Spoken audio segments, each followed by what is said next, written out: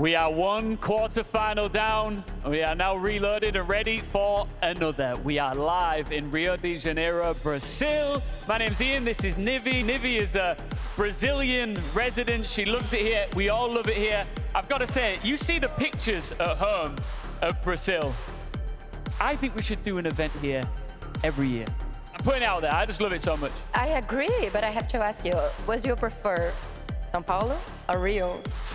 São Paulo or Rio? I like them both the same. Okay. We love both. How's the audience doing? We've got people are starting to filter into the building right now. Brazil, are we good? Vocês estão felizes da gente ter esse evento maravilhoso aqui no Rio de Janeiro? Cara, a gente tá muito contente, a gente já teve uma quarta de final aqui. Daqui a pouquinho a gente vai começar a nossa segunda quarta de final e descobrir mais um semifinalista aqui nesse nosso primeiro dia de reload. Tem muita coisa para acontecer. I've got a feeling these guys are going to really like the next team that are about to come out here. It is an APAC org with an all-Brazilian roster looking to take them to the next level. It's Elevate! Eles que jogam na PAC, mas escalaram uma seleção 100% brasileira, com alguns nomes super experientes e outros que são revelações do Academy.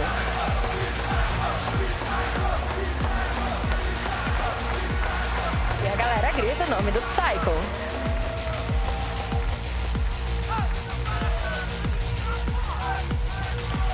Com exceção do nosso brasileiro Dash, que é campeão de Major, essa é uma line praticamente estreante nos palcos e campeonatos Tier S. Pode vir pra cá, Wildcard!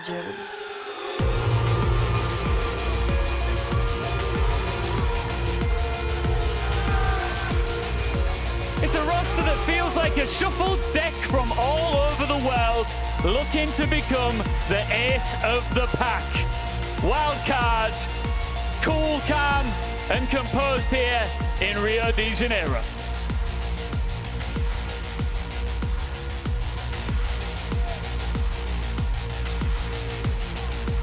All right, myself and Nivi are going to have a quick conversation. Spiker, come and join me, Semper, as well. Thanks. Let's start with you, Spiker. I need to just get a check on how you're feeling right now. You look pretty dialed in, pretty locked in, ready for this opportunity in front of you. Yeah, you know, we're focused on the game in front of us, and that's all we're focused on. Wait, sorry. Are you focused on that noise that's going to be coming your way as well? No, we have Dash, so we'll get some support eventually. Muito bom. Eles têm o suporte, inclusive, do Dash. Estão confiantes. Vamos ver como que vai se desenrolar esse jogo aqui. And it is your first time in a stage like this, right? Yeah. How are you feeling? I'm calm.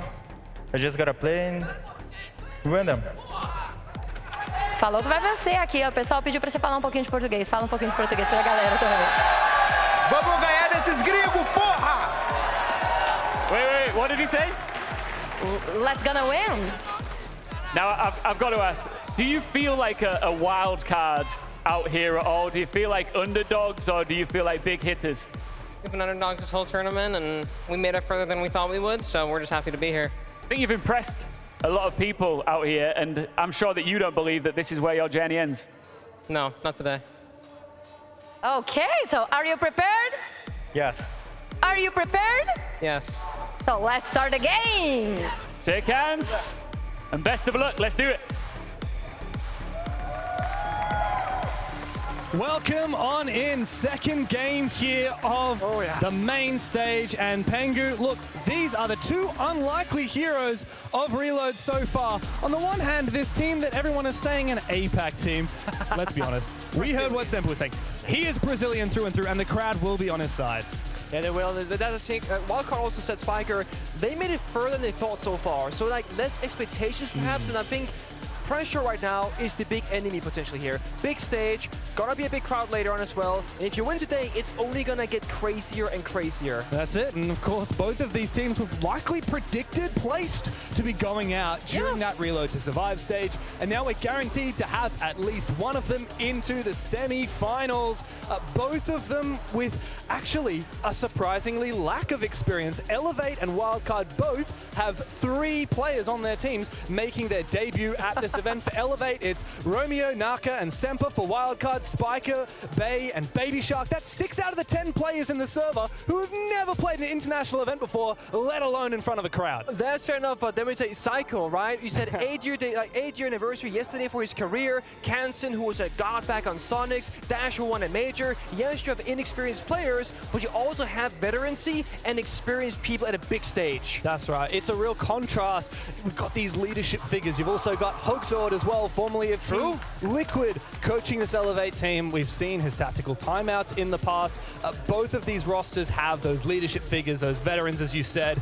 And I do want to bring some attention to Psycho. He was one of the most infamous Ashe mains in the game. Yeah, he was. Back in the day, back in your heyday as well, you played against him numerous times. And of course, he is a world champion back in the day on Ninjas in Pajamas. And now he's playing with what is an unlikely roster of, in a way, misfits, up-and-coming Tier 2 players, a mix of some experience in Tier 1. But do Elevate really have what it takes to make it to the semi-finals?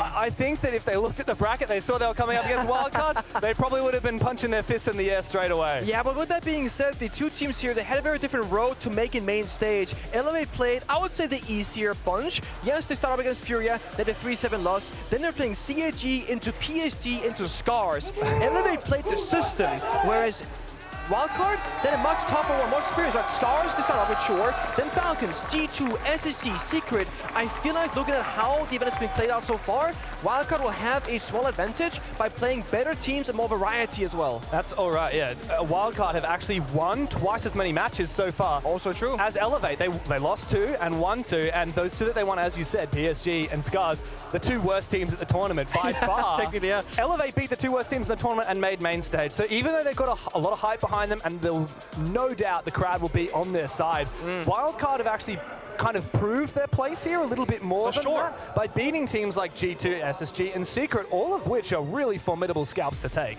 Elevate also only played 4 matches, whereas Wildcard played 5 because Elevate qualified earlier in the tournament. They've had a long time off, and I want to say here, when you are a less experienced team, I think it's easier to stay in it day by day, playing today, tomorrow, the 3rd day, than to have like 2-3 day break, then hitting the stage kind of cold. So once again, I do think Wildcard, given the circumstances, has a slight leg up. So I'm looking to Psycho now. Can he lead this team into the right mentality, into the right match prep with his experience?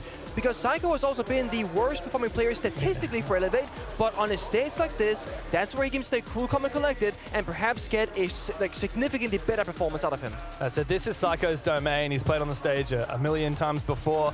But of course, the other side of what we were saying about Elevate Wildcard, the contrast in terms of their performances in the group stage, Elevate actually have the tied worst round difference of all the teams that qualified to main stage. Wildcard has the best round difference of all the teams that qualified to main stage. But Elevate have proven that when it comes down to these big clutch moments, they can pull through. And that really, my mind is cast back to Irons, 1 versus 1, to knock out PSG Talon, defeating Ryder. It was very tight, but Elevate got very hyped up on that result. I think that would have put a lot of confidence between them. But also on the Wildcard side, I mean, Dash has been... Have you seen Dash? Utterly unbelievable. Like, there's no doubt in my mind that Dash is the best player in the server right now. No, 100%. There are so many rounds where you watch Wildcard on defense specifically where they are in an unwinnable position. They're playing like 3 versus 5. There's like no gaps to be found. Dash will break through a wall, create a path of his own, and just see these opportunities with no hesitation and find a way back in for his team. I mean, I don't recall the matchup, but it's on Consulate. Probably against, it was against Secret actually, the final matchup. There were 2 or 3 individual rounds where Dash would like 1v4, practically 1v5, and bring it back for his squad. That's all right, and Consulate is actually Wildcard's best map. It's their favorite map. They've picked it here. We will go to Shalet first. That's Elevate's map pick, but we're guaranteed to see Consulate. Should it be a decider, we'll go to Nighthaven Labs, which Elevate haven't really shown anything of so far. In fact, Elevate have not played any of the 3 maps that we'll be playing today, one dangerous. of the benefits of only playing 4 matches and only having to win 2 matches is they actually haven't shown a lot of their strat book.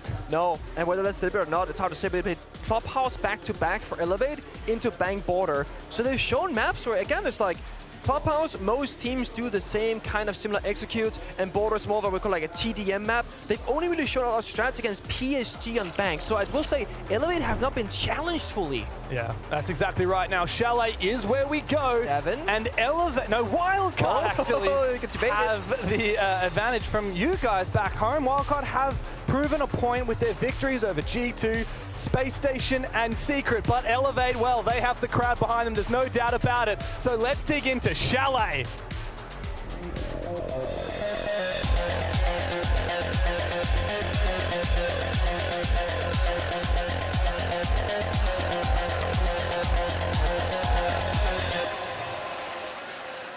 And Shalet begins. Now, Elevate, they picked this map. This is where they want to be. But I think Wildcard, they like when the enemy chooses the map because then they get to choose the starting side. Wildcard so far on defense have been unstoppable. The big question mark for this best of 3, they're going to have to go and also start eventually on the attack. They've only played 16 attacker rounds in 5 games, only won 6 of those. So whenever I'm making notes for this team, I'm going, oh, they got great mini plays, they can punish their opponent, they're good at getting opening kills. All those things that they're good at is on the defensive side. They're gonna start there, but in 7 rounds time, I really wanna see, have to figure out their problems and weaknesses from the group stage. Yeah, we know Wildcard is so good on this defensive side, and perhaps they can get a little bit of comfort by starting there. Definitely. It was pretty clear from the pre-match interview that Elevate are more energized. I think Wildcard more likely to feel rattled. And as we dig into the bans, speaking of how challenging it can be to attack, the Grim taken out alongside the Blackbeard, the Blackbeard being quite a staple ban. Yeah. The Grim is a really powerful operator that actually rarely gets banned. Perhaps we'll see a little bit of reprisal of that with the new format of bans. But yeah, a Wildcard for sure. They've got their work cut out for them. They start on the favored side, and I think they need to kick this off with a strong statement against Elevate. It has been a very similar story for Wildcard so far. They like banning up the shields and also heart-breaching operators in maps where that's more relevant. I wouldn't say Shalet is a map where you do like double heart-breacher bans necessarily, so again, it makes a lot more sense to see stuff like the Wall Denier in the Kaid, Asami of course, the Holding Library, extending out the map. Shalet is like what we can call almost like a mini border. Very aggressive, long lines of sight. It's about fighting for map space, and it's really hard to get inside the map if the enemy's extending, so that's why the Asami ban comes through. Wildcard will have to figure out a different way to, you know, leverage the map, maybe play something like the Mirror, the Castle, or just simply deployable shields perhaps, and play some Jaeger or Mai. Yeah. Play some util. Make Elevate work for it. Yeah, I think that's a good move, and I also wouldn't mind seeing a few kind of nifty little solo roams from the Wildcard. Oh, that's gonna happen. You know that. It's very dangerous on Shalet. That's the thing, Yeah. right? Usually you do a kind of a fallback roam on a lot of these strats and a lot of these sites, but every now and then you will have like a hard hold position. I don't recall which game it was, Pengu, that we casted already in the tournament, but there was a roamer that was just playing around bar and around gaming and stock, and they just wasted so much time. And what I want to do is I want to see Dash let off the leash. Yes. We saw it on Consulate. If he can replicate that kind of success here on Shalet, it's really going to disrupt the momentum that Elevate have going into this match. Now, the thing is, we talk a lot about Dash. Elevate, you know, yes, they're representing APAC, so to speak, regionally, but they are from Brazil. They know his playstyle. They know him as a player. They've been in the same region for a long time. I do feel like we have to hover a little bit of attention towards Kansen as well. He's been phenomenal so far on this roster, individually, with his team, always setting up plays together, and it feels like for me, Wildcard, they have good communication. So while I do want to see an unleashed Dash to start things off, if that doesn't work, I want to see that clear communication with Wildcard players, getting mini plays to go 2 versus 1, 2 versus 2. Don't rely on individual, you know, gun-fragging capability, because yes, you have that, but don't rely on it solely. You don't have to clutch, but it's great when it happens. Yeah, we can rely on Dash. You know, obviously you don't want to expect that. It's not part of the plan, but I mean, the guy's actually got a nearly 2.0 KD in the tournament so far. Yeah, 50 kills and 28 deaths. That's one of the highest number of kills of anybody in the tournament. He's made a massive statement with his performances so far. And it's quite funny because in contrast, despite Elevate being very highly ranked and qualifying very early on for the main stage, their top-rated player, Naka, is actually only 28th ranked in terms of how strong the players are at this tournament. So Elevate don't have the kind of star power potential that we see out of Wildcard. And in my view, they rely more so on their prep work. Like you already said, they had two very challenging opponents out of the get-go. They played Clubhouse, which in my view was likely a throwaway map. They're like, we're not planning on playing Club, so let's just play it against the good teams, get really low on bullets, and then they played two maps that they really liked against the two weakest teams in the tournament, bet all their points, and then made that huge rocket up into qualifying. So Elevate haven't actually really been tested when it comes to the mid-game adaptation. It's all in the preparation. Now, to their advantage, Wildcard have already played all the maps that we're going to be playing today at the tournament so far. So Elevate, Hugsword in particular, and the rest of the support staff can really knuckle down and prepare for this one. It's a lot of prep work, and I'm happy to say that I believe we are back in the server. Hell yeah, we are. Hell yeah. And the thing about prep work is that if the enemy is doing what you prepared for, everything's great. It's easy going, you see the vision, you know the solutions. The second that Wildcard start doing something different than last time, or throws you a bit of a curveball, you need to now rely on adaptation. And that's something that for even the best teams in the world, it can be really hard to combat at the highest level, because not only are you problem solving strategically, mind to mind, but while doing so, you're holding those angles, waiting for a gun swing, and you have to be super sharp on the reaction time. And some players, when they think about the game a lot, they will start slowing down a little bit because you can't think and act at the same time. Yeah, no, it's one of the most challenging parts of playing this game. Trying to talk while do, while think. It's like, dude, pick one maximum. That's all I can do. Yeah, that's why we have roles, but IGLs, injury fraggers, roamers, anchor players. Can't do it all. My brain is really telling me Wildcard should be favored in this matchup, but that's why I'm looking at Elevate right now. They've got quite an aggressive opening lineup. They've got this Blitz, this Ying, and the Dokkaebi. Oh yeah. Not to mention I mean, literally, keep going. Operator on this lineup. It's all fast, baby. Exactly. And it's going to be a direct take, right? In fireplace window, the Blitz, into bar, distraction, Ying de la spam, library, and of course the bar bomb side. Lion scan, Dokkaebi call. They're waiting for Dokkaebi right now. Call, Lion, go, hit the side. A sneak in from the backside from Iron. He's on that thinker. His adrenaline surge will assist when he decides to use it, but a big C4 from Kansan, straight into the side from Naka. He needs to find this kill though. Devilishly dancing around. Spiker taken out, but meanwhile, Wildcard have recomposed. This heavy execute from Elevate, unsuccessful so far. However, it has netted them control of the bomb site, but guess what? Information for Wildcard. Baby Shark with his drone on the site. Might not matter if Elevate's able to get away with a few more of those. Another drone goes out. I like this change of pace from Elevate. Very genius switch up. Go fast and go slow. Get the drone. Bomb going down. C4 prep can't find it. They have no info. Oh, Baby Shark! What are you doing? It's all up to Dash. It's a 1v1 against a low HP Blitz. All he's got to do is land one bullet into the feet, and this round is his. We've seen big clutches from him before. Elevate have started this game with a statement. They want to play it pacey. They want to get up in Wildcard's face. And Dash now has to pay the price for his teammates' mistakes. Has to go for those feet, young one. You got to land it, Naka! He does not have the Yakka for it. And Dash will quad kill and clutch up for Wildcard. Oh my god. Speaking of him, it happens. Baby Shark, the C4, I mean, that's just unfortunate. But I want to praise both teams there. The attack, it looked like a very fast rush, but it's very slow, methodical, expecting Wildcard rather, to lash out first, hold the angles, get the kills, and Wildcard goes slow. Drones are coming out. The backstab. There was one moment where Wildcard kind of messed up. We saw Baby Shark upstairs on the monster drones getting information. While that happened, Lesion just walks into side through a smoke grenade, 2v1 and dies. And that's when the numbers got even back down. Blitz tried to play the distance, forcing, Dash close for a flashbang. I think he got a bit nervous at the end. He was walking forward away from cover, and Blitz was dying. Sprinted, which means that his legs would be exposed. He was going fast. When he's low HP, you just really cannot afford to do that. Need to try and set down the timer. So this was what happened. Dash, I think he had an idea. Wow, he came down for 2 kills from Fireplace. unbelievable round from this guy. I gotta say, like, W7M obviously getting rid of this player in favor of Palu. You kind of can't blame them. When a player like Palu becomes available, you really have to go for it. But man, Dash is, he's still hitting his strides. He's not slowed down whatsoever after moving to a far inferior roster. And he's taking that championship winning potential with him to Wildcard. Attackers are moving to defuse. I would love to see Naka on the bid stage, just like playing by that half one. Again, make Dash come to you because you got coverage, but again, those split-second decisions are so hard to make correct, and we all know he was down to 1 bullet of HP, so any mishap, any toe sticking out, you're gonna get injured, then the round is over. Time was about 20 seconds left.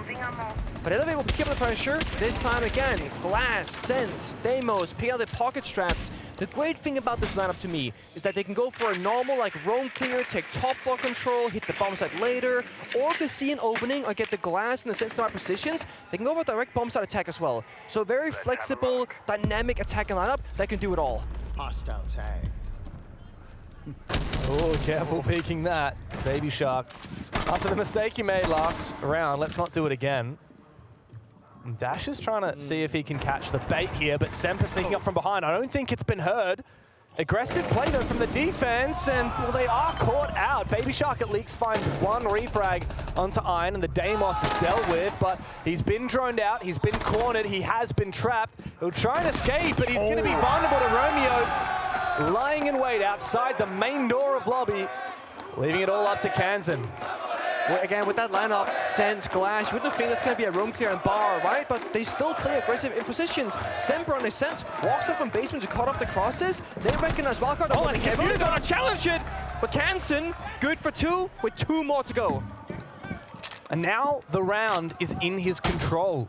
Still, it's going to be a challenging clutch from here on out. Diffuser in library. He just has to wait. Oh no, he's not looking the right way! These 2 players completely oblivious, but Semper finally finishes the round, and Elevate not going to become victims to yet another of Kansan's clutches. So close. If Kansan sees that person at the edge of his screen, that might just be enough. I mean, when a 1v1 has a good position, can totally make that work. Anyone that watched Six Invitational in 2022 in Sweden will remember Kansan's infamous clutch. I think most people named that corner of Bank open area after Kansan now. Yeah. Kansan corner. I think that was against the, at the time, Damwon Kia, now PRX roster. Yep, that it was. I was casting it actually, and it's one of those moments where the round is over, it doesn't matter, right? And then a hero play out of nowhere. And I think that was one of the moments where Kansan kind of solidified himself as the guy. Yeah. Nice attempt, but doesn't find the round victory. But again, Elevate expecting an aggressive roam game. You said it, unleash Dash instead of bar, right? Getting down that he was, and he wasn't even alone. There were 2 people assisting him, but Elevate were in all the right positions. Fireplace door, library double window, 1 guy in base and blue staircase, and then Deimos baiting inside a bar as well. So they're everywhere. And Wildcard chose where to fight them, but Elevate had more guns. Yeah, it's an interesting dynamic because Wildcard, as you said, want to play aggressively. They want to use their firepower to their advantage, but Elevate have read that and they're playing in a way to kind of counter roam, and then Wildcard are aware of that and they're doubling, tripling down on it. We had 3 players in engagements in the first tiny like exchange of bullets in the round. It was about a minute in. Yeah, it was very early. And it comes down to Wildcard to make the right adaptation, because I think Elevate will just simply counter. They go for a heavy roam, either you match that roam counter or you hit the bomb site. You have 2 options really. If Wildcard start playing more utility or oriented operators, like you see here, we received the bot was shield from the Frost, but now we're spawn peeking with Vigil, so they're getting utility and the spawn peeking, but that's a multi. That's not gonna take any damage. Well done from Psycho. Figuring out, okay, are they gonna go for something cheesy? Yes, they are. Everybody else kind of stays back in the beginning. I feel like we don't see a lot of Monty these days in CJX with how often it gets banned out with the new ban format. That's true. Wildcard decided just to get rid of that black bit in terms of the shield capability, and Psycho will bring the immovable object. It's also about, like, after this round, we'll get a 3rd operator ban on both sides. But Elevate playing a lot of different variety operators, what will Wildcard ban out? They're always gonna have options. Fire pipe shot's gonna explode momentarily. Nobody taking a lot of damage downstairs. Spiker did elsewhere, but got Doxton back to full HP. So yes, they fought each other, but that dog is keeping Wildcard alive. still trying to hold on to control downstairs. There's a player in West Main and a player outside the window. Oh no, this is dirty. So unfortunate for Dash. I guess it's the only way you can kill the bloody guy. You find a nice angle. Bay gets a wall bang, making it 2 for the round. Holding deftly onto this position on the solar stairs, looking for another one. Forced down! Threads the needle for Bay! And now Elevate have their work cut out for them. They need to get desperate. 2 versus 4. Bay completely untouchable on this staircase. Iron the last one, and Bay will make it a 4K. Huge round. And Wildcard looking solid here on Shalet defense. Now, the Frost Trap actually injured Semper on piano window jumping as well. So the one kill that Bay didn't find, Puckmat, just like that, shuts him down. Beautiful play there from a very simple position. Also playing Doc on the Solarium stairs means if that Capital Fire were to be in his area and he goes, gonna get shot from behind, just doxed him, tank the fire. Again, Wildcard showing they can play a roam, but they can also anchor down that bomb site. Deimos Fenrir? Okay. Yeah, I was wondering, based on that round, how proficient the Monty ended up being, how influential, would they end up banning it? The Monty must have been the one that died from the frost mat, ironically. The only one that Bay couldn't headshot with the shield in front of his face. But yeah, the Deimos I think is a good move because Wildcard want to keep playing these aggressive roams. They don't want to be hunted down, especially when you've got hero player potentially. You don't want to have one instrumental roamer or one instrumental key player like Bay in the case of that round be really targeted by that Deimos. It frees you up. Vigil, Mute no longer needed to be played every single round to avoid Deimos, for example. But does they, for example, Dokkaebi, shields up as well, like the Monty, like the Blitz. We saw Glass earlier, we saw Sense earlier. So now that Elevate knows the full playing field, they can really handpick the right operators, not have to fear, oh, if you show like Monty 3 rounds in a row, they will ban the Monty, then we gotta do something else. Whereas for Elevate's attacking side, Fenrir's gone. So whenever you're entering or pushing the bomb side, looking for an aggressive gunfight somewhere, you don't have to fear getting nearsighted and missing out on an easy kill. Where is Dash gonna put his bandit batteries? Oh, office. Curious. Oh, they're doing the office hole. Because I was wondering, look, we just saw the Fenrir ban. We've seen Dash really good at that. Operator and Elevate, if they want to play more aggressively, Fenrir is definitely an operator you want to ban. Yeah. And at first I was like, is Dash literally just picking Bandit for the MP7? I sure hope not. But no, he does have a clear idea of where he wants to put down those batteries to try and fortify this office position. Yeah. Slow down Elevate on their entry points, make them fight for those simple things that normally comes to you for free. Very few teams hold office. You hold top blue, you hold mezzanine, maybe you hold a little bit of piano and you fall back. They're playing to fight, they're playing to stay.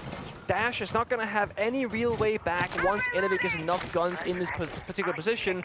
Blitz droning out, looking, how bad is this setup? I see one guy right now with, of course, a body system. Deployable shield as well to help him. Dash has to now play to live. Not to swing crazy aggressive, but live as long as possible to enable Baby Shark to play around him. It's a very good setup here from Wildcard, but Elevate have the tools to deal with it. Notably, that sends from Psycho. Because this setup from Wildcard is all about crossfires, Sens can cut those crosses in two. Yeah. And that'll allow the Blitz of Naka to try and move on inside. I believe that deployable shield's now been taken on out. Baby Shark now feeling a lot more pressure at his position. He no longer has as much capability to support Dash inside of office. Yeah, I think now if you can get Blitz on the exterior door to office and just take that 1v1 inside, that could be a free pick. And like I said, the Sense Wall cut off his supply force of his teammates. Look at that, he's stuck in the corner, and they can now alleviate that. The further left we go, he has to be in that corner, he has to be there. No nades left for IQ though. Oh, he's not checking the right side, he didn't know. Oh, but this Dokkaebi call is gonna give him away. Romeo's still not aggressing. He might get caught in an awkward position. The timing is not there for Elevate. The Ducks lined up, but they missed their shots. Now Wildcard have control. Psycho desperately. Bullets waylaid into the top floor. He can't even find Baby Shark. Wildcard looking dominant as ever on their defensive side. There is a reason why they are the best defensive team at this tournament. And Iron 1v4 is a far cry from the 1v1 he won against PSG Talon. And now they know exactly where he is. This round is in the bank for Wildcard. Get that crossfire. We see Spiker proning blue staircase, just waiting to exit this door. Then they can shoot him together. I mean, you can try, Iron, you really can, but what's gonna happen here? That's one, okay. Baby Shark low on HP, there's 15 seconds left, you gotta go right now. I mean, these are just exit frags. There's also an angle all the way up from the hatch upstairs. That's a really gnarly one. Nothing to be done here for Iron. Elevate have tried their best, but Wildcard continue to be untouchable on their defensive side. Keep in mind, though, like we said earlier, they're yet to be really tested on their attacks, even throughout the entire of the 5 matches they've played so far. For Elevate now, a tactical timeout is called. Tô ouvindo? Ó, pra todas as nossas caçadas blocadas, vamos fazer com nomes na comp. Eles estão ganhando por causa de reação, entendeu? Vamos travar a reação nossa do mid-round quando a gente fizer a caçada blocada. E se a gente for fazer solário, vamos pôr sempre. Yo, let's run the 2.1 bunker. Evan, I'm gonna play mutant, so I can nitro over the wall. If they're bucking below you, I want you to play bandit and put bandits on the wall, okay? Shark, instead of playing the fish, actually Shark, instead of playing the fish, you play bandit. Evan, you play tube, okay? Yeah. And then put all 4 of your bandits on the 4 office wall, Shark, okay? Dash, do not get that closet wall, you son of a bitch. Ok. Cara limpa, porra. Bora. Pô, os caras atacam mal, velho. That's cheeky. Precisa deles ter chatinho. I love that cheeky smile. Oh my god. Okay, so can't speak much to Elevate, sadly, because I don't speak the language, nor do you, but I'm trying. you're trying, okay? Did the bang? I don't speak. Hey, how you going? Oh, okay. What did they talk about, James? I have no. Oh, okay, I'm that's- sorry. Hey guys, you had such a good idea last round. Why did you screw it up? Why did you lose the round? We had sends. We had 2 Dokumi calls. We only ever used one of them. Why didn't we use any of our sends walls? They did cut corners on office, right? They spent 2 grenades, a lot of drones, saw bandits stuck in there. Why did and then they Romeo- rotated array. Why didn't they just ignore Exactly. it? Honestly, Free get kill. the blitz over there, get the 5v1, right? Get the freebie, take IQ to avert anything, then do your original plan. Don't do plan A, and then do half plan B, half plan A, and have bad timing, because Dash slashed out, IQ with the way, got the free kill. Spike calling the Stratton at their tactical timeout portion. Get the 4 office walls right now. We see Baby Shark in this position. They're going to bandit trick this. Then I'm guessing that downstairs in Fireplace, this might be a soft wall, and then you can basically hold it vertically, and all they're taking 2 brow. So basically what they're doing right now is, again, locking Elevate out of achieving the hard-breach destruction needed to go for bombs that execute, and forcing Elevate into just pure gunfights. And don't forget Pengu. Shark, don't you get that closet wall. You Don't you get it. And he didn't. No, he As didn't. far as I know. Important to play the right strat with the right people together as one. Despite playing the bandit, we did see Baby Shark going for a very aggressive spawn piece. Perhaps pre-placed batteries is enough. He's not like a loose free element on the roam. Again, a Wildcard having this big focus on trying to deny Elevate on the entry points. There's nobody in library. There's nobody mezzanine. So it could just be CF4 downstairs, perhaps. Drone is deployed. Good clear. I like this from Elevate. Point of least resistance, just get in the building. It's a good step 1. But as you said, it's going to be really challenging to clear the batteries off this wall and prevent the bandit juggle. Oh yeah. Like Nomad gives you fewer things to think about. Oh, bro. That's not soft 4. That's, yeah, just a mistake, isn't it? Yeah, it is. Oh, Sometimes that gonna can get happen. caught. Okay. Well played from Semper. Yeah, it is. Again, a good no. We've got so much of that this tournament. Oh, riling up the crowd. You know what? You can spend 5 seconds doing that. I think it's worth it at this point. Especially if they can hear or at least feel a little bit of that crowd reaction. Yeah. Surely that would fire them up. But here comes problem-solving time. The vert from office. The bandit batteries get cleared out. No active tricking. They got the 2 bros to stall for time, though. Exothermic charge going out. Will they contest this wall or the one downstairs? Yes, they will contest. You can stall for 12 seconds at 3 separate occasions, so the wall will get opened up eventually. There's a jammer on this one. Gonna need to rotate the nades from Semper likely to toss it up over, get the jammer to pop the wall. Office wall almost open, just 1 more second and it'll be there. This nade should clear the jammer. Yes. Elevate, they've done the hardest part of this round because once these walls open up, they're gonna have both the glass and the sense available. Wait, is it still? Is the exothermic charge still there? I thought I heard it get zapped. Yeah, It did. same. How did that get shot? How did that get destroyed? Because that could be the round in the bag. Maybe the C4 that wasn't entirely sure, honestly, to tell you. But yeah, this could be the round differentiator. Now we gotta see Psycho go crazy on the glass. An old pick of his. 40 seconds left. They got man advantage again. They got the right tools. It comes down to a brawl downstairs. Without an avenue onto the site, Elevate will need to get desperate. Semper has a flank opportunity lurking up from the west main stairs. Naka has found his opening. Elevate are looking to push everywhere at once, and they've got the 2-player advantage to do so. They need to isolate some 2 versus 1 fights, some 3 versus 2 fights. If they keep trading 1 for 1, it won't matter. There'll be no one left from Wildcard to hold their sights. Elevate have found a second round on their attacking side. Wildcard need to be careful or this game will slip through their fingers. An impressive one at that. Still not sure what happened to the exothermic charge, but I also heard the zap. I looked impact grenades, not in pocket, C4, maybe could have done it. Mercy? Nah, Not no seeing any mercy of for that. Wildcard. Still, Elevate are really being pushed pretty hard here. They're both being pushed in different ways, right? I like that Wildcard are trying to set up these like mini traps for Elevate to play into, but they've been able to problem solve very effectively. Psycho now is still attacking in face. He's hovering the Twitch. Yes, right now Psycho is 0-4, but his role right now is to be the problem solver for the team. Whether it's the glass or the Munty, a Heartbreach, or a Twitch for any side of utility deny. That's very big to have for problem solving itself. Semper is playing Sense 2 rounds now in the basement, going for those cut-off rotations. If he dies, that could be monstrous for the team, right? But he gets to kill both of those rounds. Shalet has actually been quite a defensive favored match at the tournament so far. 61 rounds played, 59% won by the defensive side, which means that you would actually be hoping, and not even hoping, expecting for a 4-2 split here. Anything less than that is actually below par. We've been saying Wildcard with their 80+% defensive win rate should be gunning for well above the average when it comes to their defensive sides. They can no longer do that. All they can do is hit par for the course, and that's only if they win this next round, putting all the more pressure into this next 2.5 minutes. They've gone master bedroom. Don't want to go downstairs. Psycho from Twitch into IQ. Aggressive intro here. Don't mind that. No, taking the risk in the gamble. Tons of info. Can't quite vault through. He gets caught in the vault out instead. Dash with an aggressive play once more. Gets the opening pick for his team. Yeah, that's the downside of Naka being on the Monty. He saw all of that unfold, but was not actually in a position to get that kill. He brought out the pistol afterwards, but he obviously isn't going to make that work. It's unlucky early death there. I think Elevate was trying to like go really off pace, go for an opening kill, get back out safe. When Psycho saw nobody was home, he said, okay, let me get back outside. But now you lost your foot in the map. You're stuck outside on the balcony.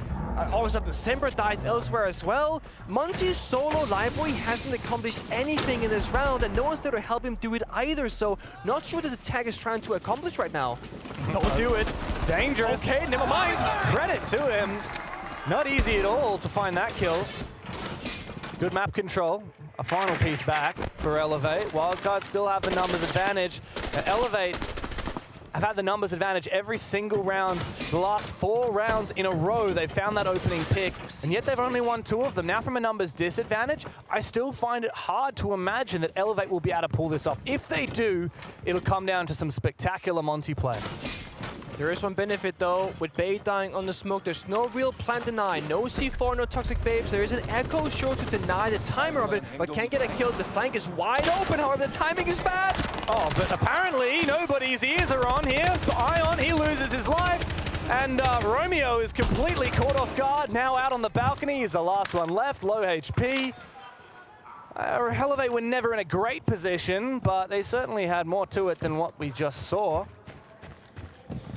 Important to know when the flank happened from Baby Shark, the rest of his team aggressed on Master Bedroom Office as well. They don't make these solo plays. If there's something happening one portion of the map, something will happen elsewhere at the same time. Romeo, we gotta sharpen up the bullets right there because they are not going in a straight line. I mean, 20 seconds left, James. I think this one is done. Yeah. Unless? I think, no. There's no unless. No unless. There's no unless here. Wildcard hitting par for the course. I mean, it's going to be an exit frag. He's going to get 1 exit frag there. Shark goes down, and now Spiker and Cans are going to be like, guys, come on, chill. No more trolling, guys. Come on. We've done enough of that so far in the tournament. Oh, there we go. Kansan finds his kill by the end of it. Wildcard lock in the 4-2 split at the half. I don't think there's anything to be smug about, though. No. They're about to move on to their attack, and that ain't going to be easy. No, that's my biggest question mark, because we haven't seen them attack almost at all this tournament. They only had some rounds up against Falcons. They had Let me see. They had 4 attack rounds against Falcons. They lost all 4. They had 4 attack rounds against SSG. They won 2 of the 4, so half. And the same thing for T2. So at the very best, they have like a 50% win rate in a given match. But overall, it's more like a third of the rounds. They need the 5-1, 6-0 halves to have the kind of performance that we've seen from them so far. They got 4-2. It's like the second best realistic option. They have to show us though that they're just gonna fall over and fail in either injury fragging and or problem solving. Elevated showed us they could do both. Wildcard will have to match.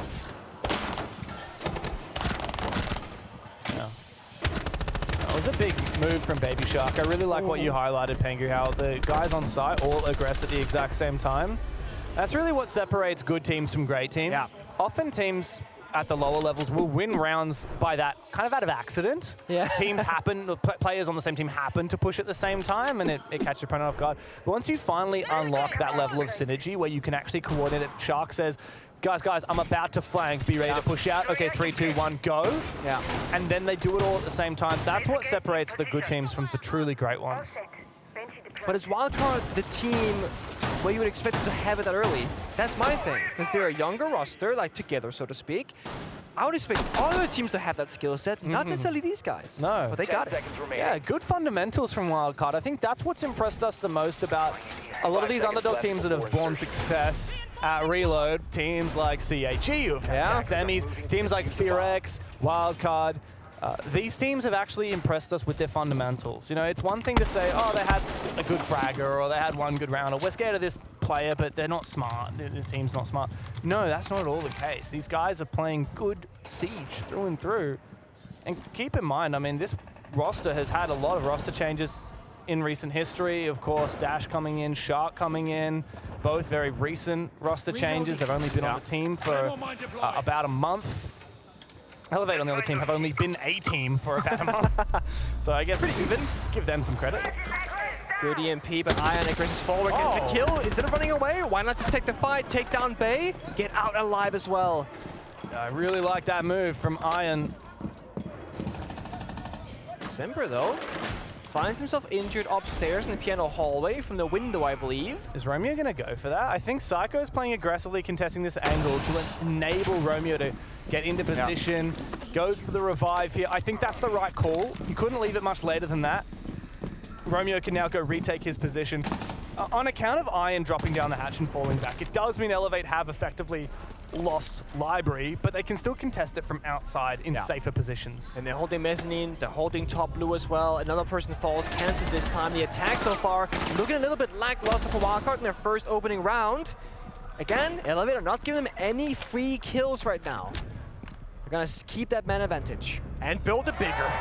Sadly, what we've come to expect from Wildcard attacks, there's just no substance here. Elevate, at the turn of the tide, they step up, and now they can just sit back and relax. Information for Dash, as he knows the player's on the mezzanine, but it's a 2v5. I mean, there's a player everywhere, more or less. Yeah. Needs to find some kind of a bait. He's going fishing at the moment, just looking for one of these delicious little trouts to pop their head up. He can just snag it. Timing is crazy. Yeah, not great though. There's really no way he wins against Iron here. On the default cam the whole time, worried about being pushed from above. 50 seconds to play with. And he's really not getting given anything here. Two-way crossfire. Psycho, he's dialed back the clock here. 3 big kills. And now Shark, there's absolutely no chance he makes this work. He needs to just sit back, bait a few kills, maybe give his team a chance to recompose for next round. He said, good fundamentals, but how good are your attacks? Wildcard Baby Shark 1v5? Come on. Another one of those exit frag rounds. Finish him off.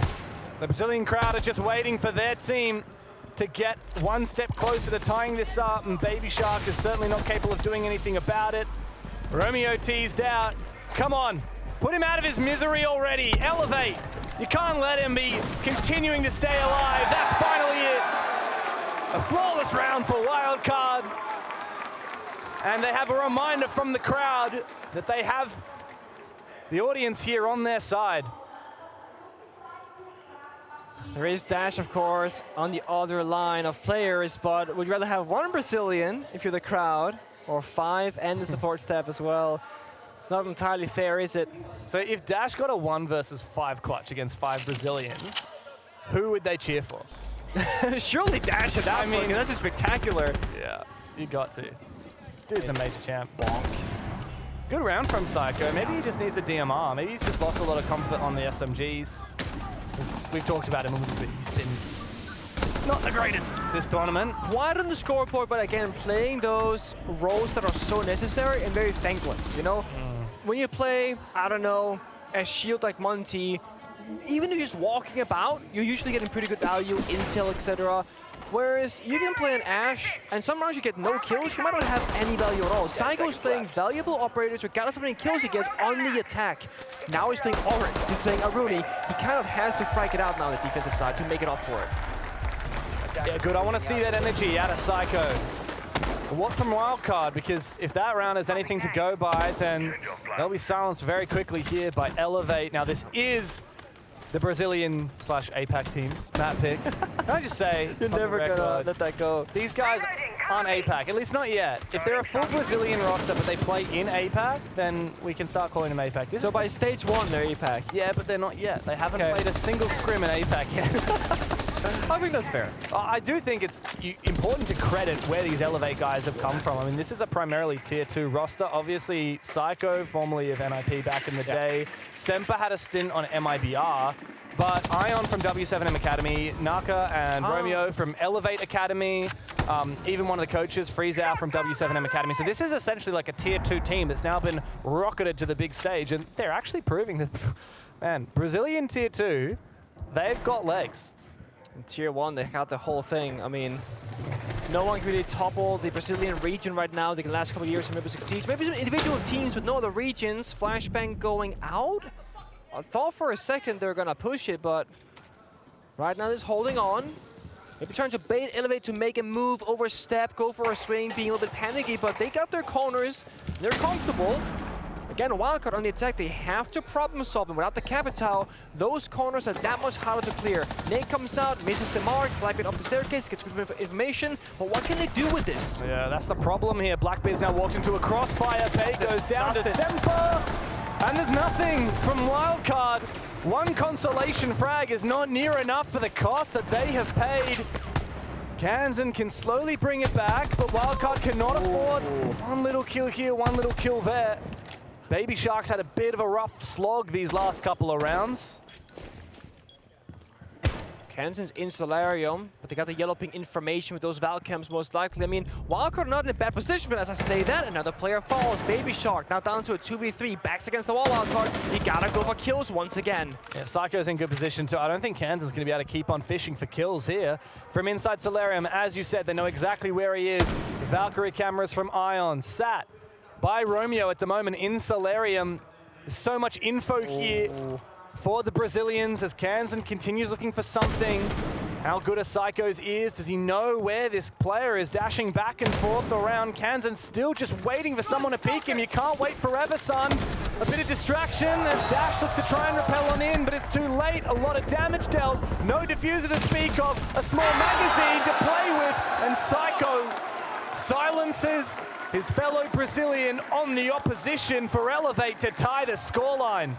And it seems like the same story for attack here in Shalet. If they don't get those quote-unquote free or easy kills with the opponent making mistakes, they don't have the right tools to problem solve or the right decision making. There, you have the Grimpies, you have the Blackbeard, you have grenades. You could have gone below. You can, of course, toss out the grenades themselves, but they missed the nades. So Blackbeard walks up, he dies, and the round is kind of over from the push itself. Psycho was stuck in the closet corner for more than half the round. They can't kill him. They can't clear out that position, and because of that, they cannot go for a plant attempt.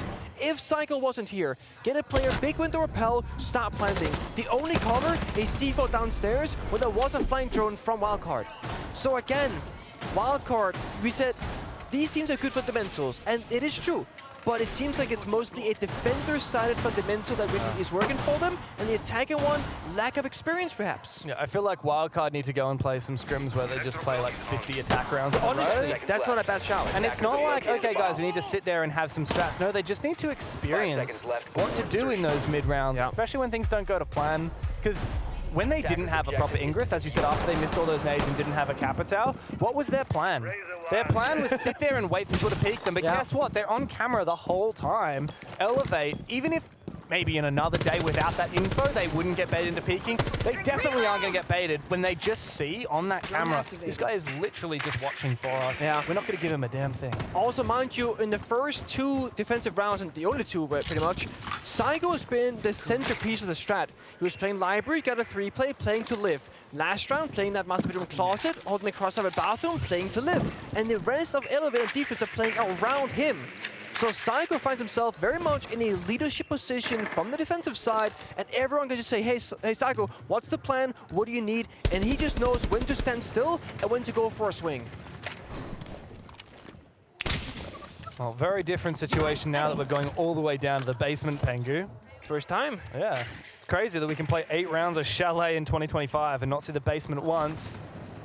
But that's where the cookies crumble this time around. The meta has really shifted away from this bomb site. But guess what? All hard breaches are in. All hard breach denial is in. But so is the Kaid. On the flip side, when Wildcard was on the defensive side, they didn't have Kaid at their disposal. I think that's a difference maker.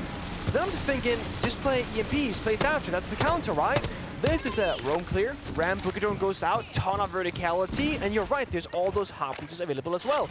I don't know exactly how Elevate envisioned this to go from a strategical point of view, because all these walls will get opened up, but they have a roamer in office. Since when is Semper in office on Kaid? He's just floating, dude. Dude has somehow snuck behind enemy lines. I'm not sure if Wildcard actually like cleared this and just missed him. Yeah, or whether they did a half clear. Yeah, perhaps it was a half clear. If that's the case, they need to make sure they don't get baited into tunnel visioning on the side. They're not watching any flank drones right now, so they have no clue about piano and office, etc. I think they've made the call that the map is clear, likely misjoining him because he's hiding inside office the entire time. But C4, of course, will be like, hey guys, I'm here. No one hears it. He's got control of the verticality now. He has to make sure he times it! What? Double kill for Semper! Finally put to rest, but the damage has been done to Wildcard. 40 seconds still to play. Maybe it was a little bit too early to make that because there's still legs to this push from Wildcard. Spiker wants to try and force the plant down. Now Bay has found his opening kill, and it's forced here from Psycho. He doesn't have info where the plant's going down. Naka for a flank. It's not gonna mean a damn thing when Bay is there to cover it. Few heroic moments from Semper mean absolutely nothing when Wildcard can play it like that. That was absolutely disgusting. So in Siege X, when you're vaulting off a ledge that's, you know, taller than vault angle itself, you're falling midair, you're forced into the hipfire action. You cannot ADS as you're midair. That's why he drops hipfire, one taps that you smokes him on the staircase. 180-degree flick behind him, boom, gets the second player. Pistol comes out, does damage to a third. Despite that, they still lose the round. Have a look at this Game Pass highlight right here. First bullet. First bullet. Second guy's on a drone. Third guy, like you said, did a hunk of damage to as well. Yeah, a lot of worthwhile play there from Semper. But if I happen to be critical, it was with 40 seconds still to play. He could have waited a little bit later, potentially. Fully agree. You can literally, we saw it kind of, when they go in from the breach on the right-hand side, where the first planet attempt was going down, you can see that all the way from off his balcony, because all that vert was done for him. I do think he flanked a little bit too early. Of course, he got 2 kills. He said that he got his job done, but there was no real pressure from Wildcard elsewhere on the attacking side. They were comfortably waiting for the execute. They were droning like we saw. Maybe could have waited, maybe should have waited, didn't. Got a nice highlight clip though. Sure, I think the key problem there is like if he can get 2 kills, 40 seconds left in the round, and Elevate still lose quite convincingly, then what the hell's going on with the rest of Did you see the Bay one-tap afterwards as well? He was just jiggling 5 bay stairs. Boop. Is that what he did? Yeah, and he one-tapped the guy with a C4. That could have been the plant denier. So like, maybe... Even then, like, Psycho's not going to die that plant. He was trying to toss it towards the bottom of the stairs. Side. Yeah, you're right. Didn't know it was bins. But you're right, small things go on the wrong side. Wildcard off a huge play ends up gathering back the confidence that round to just keep fighting on. They didn't slow it down despite getting flanked there. They all turned around, hey, there's a guy flanking, let's kill him first. Ash is just in there, immediately gets a kill to Romeo, caught in a bad timing, I assume here. How do you use all 33 bullets from the SMG-12 in that one engagement? I'd love to know. Maybe just spray down the window and jump straight in. Yeah, that could just be it. Wildcard, though, very early, very aggressive. What, 25 seconds into the round, they find the first kill. They've got multiple players in the building 10 seconds later. Yeah. The big thing to note here is when you get an opening kill on an entry area like that, yeah, they're in fast, but the biggest thing is they've saved themselves maybe 30 seconds on top because now you gotta drone it, find him, drone him again, jump in. There's no time waste now for Elevate, which means there's gonna be so much time to deal with this top mezzanine push if they wanna go for that, or they can just push the side dash, getting a little bit aggressive again here. Dash could hack that cam too. Yeah, I mean, I think you should go do that right now, right? Let's get the first step done now, hack the cams, set up the flank drones, let's relax for a little bit. We got Bravo we gotta utilize, hack the Banshees. They very well could, oh, he doesn't get it. I was gonna say, if he hacks that Banshee, you can like make pressure top floor and have Dash sneak in that hallway later on. Yeah, the thing that's gonna be hard here for Wildcard is to deal with that position at top of library stairs. That's where you've got the shield. 4 nades. Yeah, I mean, you've got the ingredients to deal with it. But in theory, I mean, Semper is in a strong power position. He's got ADSs to protect him as well. Ooh, there's an aggressive peek from somewhere. I think Psycho, that was him. And he's just died at mezzanine, peeking out again. Another player looks for something. It's Iron. You can feel it from Elevate, the palpable stress that they need to make some kind of a move. And, well, it's not going to go down well for them. Wildcard are ready for every single point of aggression.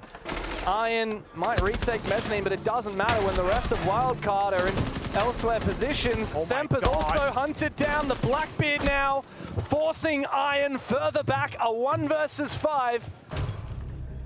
And I don't think there's much of a chance here for Elevate. Wildcard, they started slow on their attacking side, but 2 rounds now in a row, they have looked untouchable. And 1 by 1, they hunt him down, they put him into a corner, and they put him down. It's map point here for Wildcard. If you replay the end of that round, I'm thinking to myself, was that necessary from Elevate? Semper, the Warden, still had the shield. ADSs were still alive. And they regen every 10 or so seconds to soak it up utility. I understand going for what I call an off-pace play. Wildcard likely wouldn't expect that aggression, but they did. Yeah. We saw Psycho flank from the inside the office double window on top fireplace, swing in office, dies. Knock it downstairs in smoke, dining hallway, dies. They were ready on all 3 fronts for that aggression, and yeah. Beam down the window, jumps in, gets the kill. I mean, this is cheeky. Yeah, but the thing is, here from Elevate, like you said, they lost 1 player early, and every other player on the team died over-aggressing, trying to make an off-pace play. Yeah. There's no point to that. But this is where I want to praise Wildcard, because when they make the off-pace plays, for example, the flank blue stairs, when they were defending, it was together. Aww. Aww. Things you love to see. Things you do love to see, indeed. I guess that's because Elevate's losing, right? Oh, snooze. Snooze fest for the Elevate losing, I sleep. Elevate winning, oh, I'm awake. Oh yeah, someone's gonna have to make that meme later. If we get another shot of her and she's awake and celebrating, definitely gonna have to create that meme format. Wildcard here though, man, what a glow up for this roster, hey? After all of last year, it was pretty pitiful with their entry into the North America League, Stage 1, 7th place, Stage 2, 5th place. Still like a mid-bottom level team at their best. Obviously, huge pickup with Dash. Baby Shark, also an import over from France. And big question mark for that roster in the beginning, right? Like communication, language barrier, cultural differences. Yeah, it didn't make any sense until you see them play. You import, like there's so much talent in NA as well. I think it's mostly taken, but you know, you import a player like Dash from Brazil, that's huge. Baby Shark, you know, making the leap across the pond as well. Baby Shark's English is phenomenal though. I'm not sure about Dash, I can only assume it's good. Probably doesn't need good English. He's gonna say a fragging machine. Yeah. Dash go kill. Yeah, okay, where? This window. Okay, I jump in now. Gets the kill, and that's just it. That was what happened last round in the comms, I believe. Chigilo Sophia stun 1. Last one in the chamber goes down. But distraction play of the big window goes on in. Hold up, Dash. Very aggressive. 2 injures. How are 2 players down? Kill. Dash sneaking on through. Another one. Elevate just down to 2 players. Psycho and Romeo. Oh, Psycho misses his opportunity. Elevate going to be praying to God that Wildcard fall into those frost mats now. He got the fuse on the Blackbeard, just trying to play it nice and slow right now, not take any of that risk. Just again, reset it, 1 minute, 20 seconds, get the drones out, get the flanks established. You gotta figure out, can we go for a safe plan because of the vert, or do we have to send a player upstairs to deny it? For example, Vico the Repel sees it on the floor. But we see Romeo pushed out of the bomb side. Now Wildcard, they own both dining and kitchen. The C4 could be big. That's my massive. God. Kansan goes down. Does Bay still have adequate protection? He's inside the smoke. In the post plan, it's going to be nigh impossible to kill him. Baby Shark's got the cover above.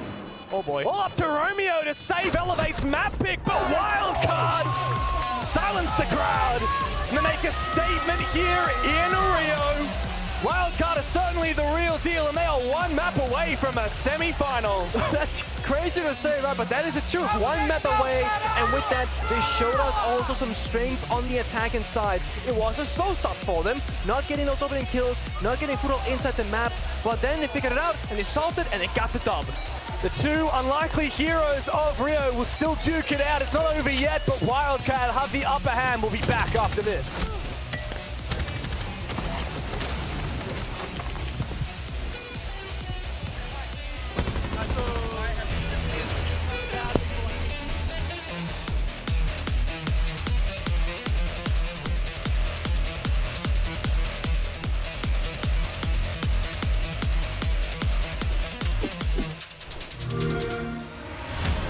You know how they say, it's not the destination, it's the journey?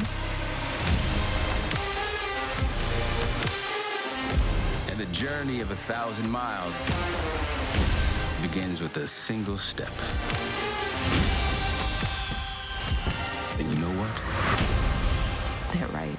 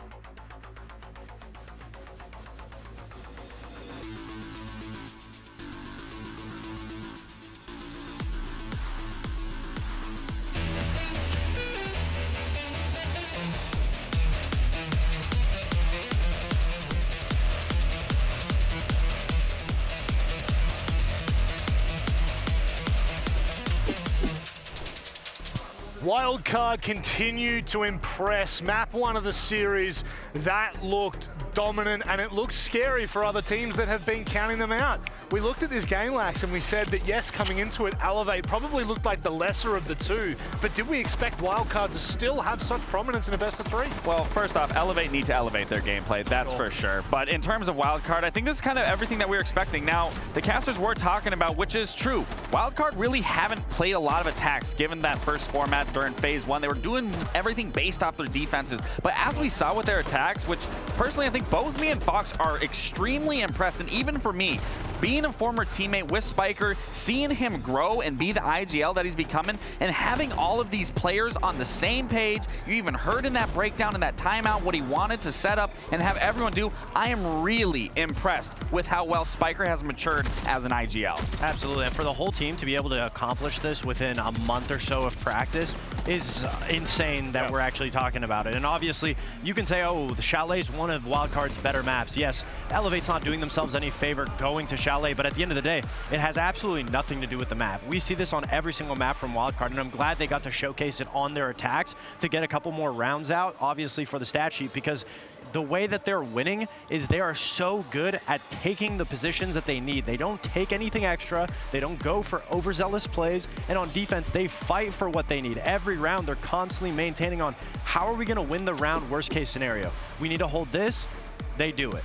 I mean, what I really appreciated on attack is they controlled the tempo so well that you would have multiple instances where Dash would get that first kill, maybe try to go find a second, put a little pressure on site, but immediately follow back, just like we saw in that last round, and they just slowly collapsed and constricted all of Elevate on their site and on their defense, and they just made that last round flawless. Absolutely. Sometimes, honestly, it comes down to individual players that can impact an entire game. Bay is one of those players today, especially on Shalet, that stood out as, I guess, an individual that could turn the tide. He's not the only one. Of course, Kansan had a fantastic game as well.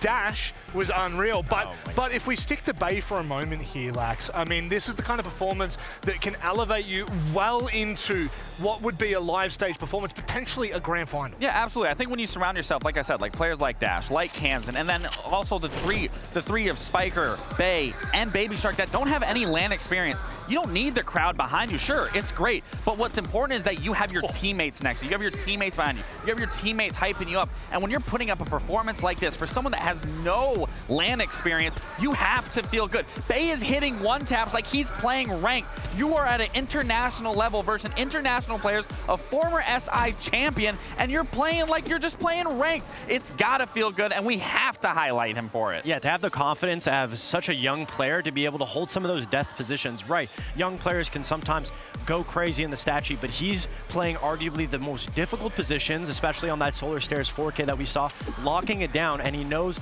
exactly where to look, when to look. And when you're surrounded by a group of players that have the experience that they have, I mean, obviously it makes things that much easier because you have the confidence instilled in you from your team. But everybody on the team as a whole has been evolving and learning. But specifically Bay, the reason we highlighted him is because to be such a young player, a lot of people were criticizing Wildcard when they picked him up because a lot of rookies in the game recently, they always talk about, you know, Newers, Ashen. Bay was never really in that conversation. Everyone knew his potential, but no one has been able to see it. And so now to be on his first main stage, to still keep that level of performance, goes without saying. I mean, he is a top player so far. Certainly does. Look, Wildcard, they're currently 1-0 up in the piece. They could close it out on Consulate, but before we get there, Maria spoke to the players just as they headed off stage for the break.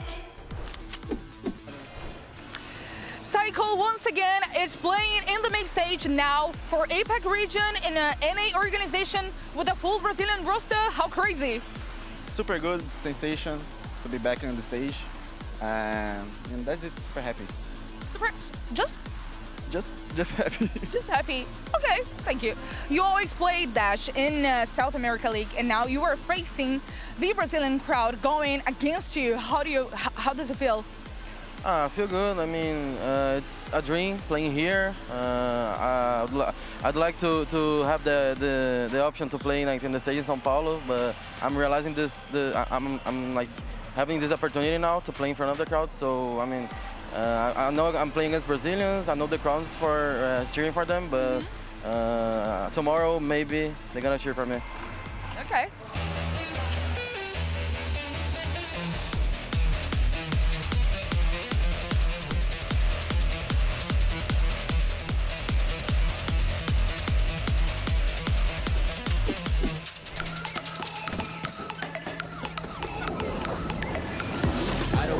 spit things I see.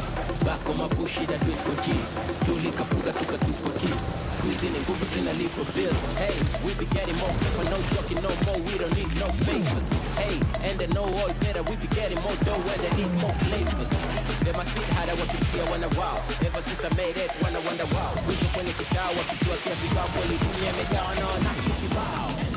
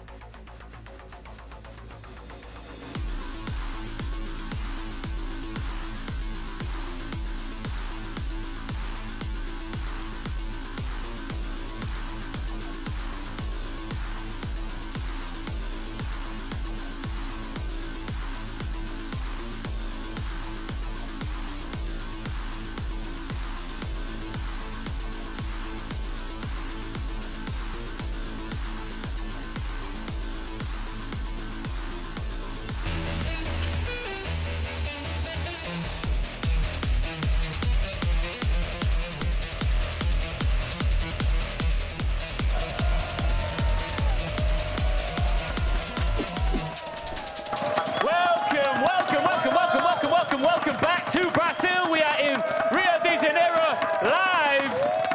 We couldn't come to the country that has arguably the best players in the world without coming to talk to the best fans in the world. Brazil, how we doing?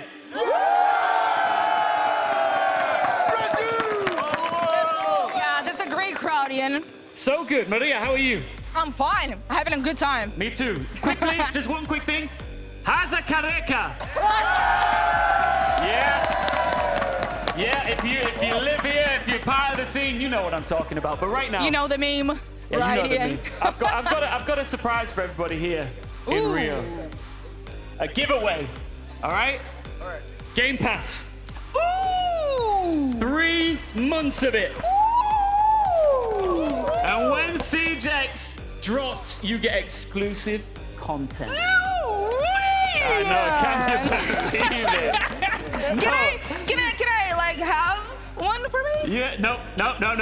You have to earn it by answering a question. Okay. So listen up, everybody. And if Maria needs to translate it all into wonderful Brazilian Portuguese, we can do that. But the question is, if you want one of these codes, São Paulo, 6 Invitational last year, the grand final. Okay. 2 twin brothers played against each other. Who? I just want one of their names. One of the 2 players that played against each other.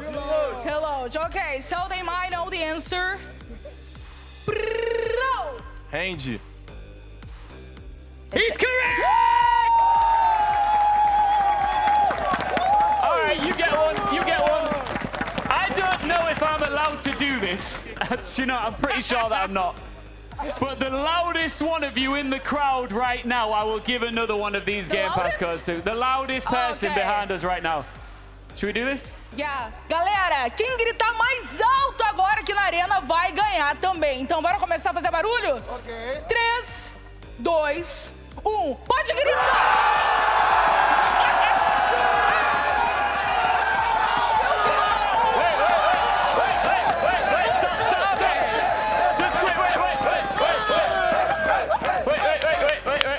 Okay. Wait.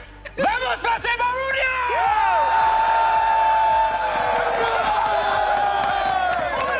All right.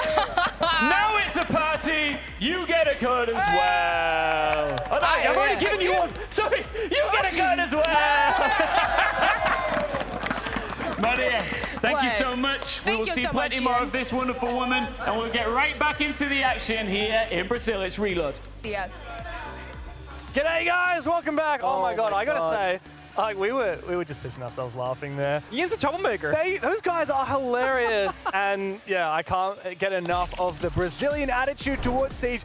This region is so passionate about the game, and yet their team here is actually on the verge of elimination. They are, but I mean, we gotta say, Dash, he's Brazilian, he's on Wildcard, and he said in his interview, hey, maybe today I'm the villain, maybe tomorrow you'll root for me instead.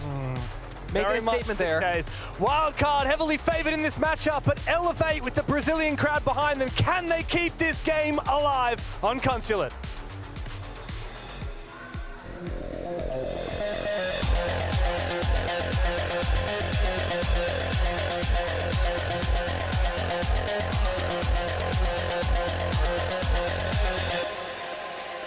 Oh boy, second map after a great first one on Shalet. Was it simply a map beater mistake going to that map? I don't know, because Wildcard and Consulate are also pretty damn good. The benefit for Elevate is that Wildcard have played this map not just once, but twice so far, meaning there is stuff to research and stuff to figure out, but that didn't really help them all that much on Shalet, James. Absolutely. Yeah, Wildcard. They've shown us what they can do on Consulate against G2 and against Team Secret. It's how they qualified for this tournament.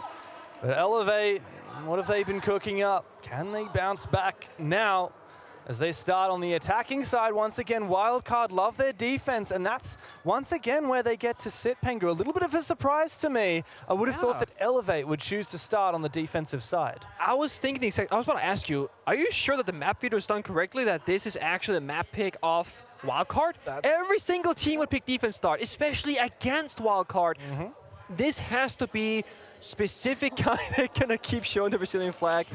APAC team, James, right? No, Brazilian Shut up, team. they ain't an APAC team. Maybe one day Elevate will be an APAC team in stage one. Keep going there. But they haven't even played in the region as of yet, and by the sounds of the Brazilian crowd, I think you know what nationality this team is. I was gonna say, maybe it comes down to very specific counter-stratting from Elevate, where they wanna start off on the attack with the prep work, break apart those defensive rounds, then swap into the comfortable side. That's the only way where I feel like this makes sense, to start on the less favorable position.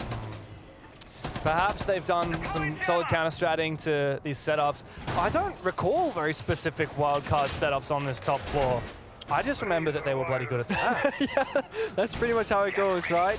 We'll see right now, early start. I want to again give praise to Wildcard because they are playing Tashanka on top floor, and I'm going to keep saying this. You love Tashanka. Phenomenal operator, not many good bomb sites for him. Top floor here in Consulate is one of them because it denies the plant on CEO Rappel in, which of course our teams will play the Amaro, go for a quick cheeky plant. Yes, you can smoke it. Yes, you can see forward, but you have so few goes at that, they can jump back out and juke it. Tashanka, fire, doesn't stop, forcing Elevate into a different plant attempt or simply just to go for kills. Yeah, and Tashanka is not the only fire-based operator here on the lineup. We've also got the Goyo, both of which, as well as the smoke, that's like the holy trinity of area denial on Rainbow Six defense. We also have a little bit of fire on the attacking side. That Capitao, who I believe Elevate actually banned out on the first map, they're looking to utilize it here. They're keen to clear these power positions that Elevate set up, but as of yet, it's not actually clearly indicated where Elevate will start their attack.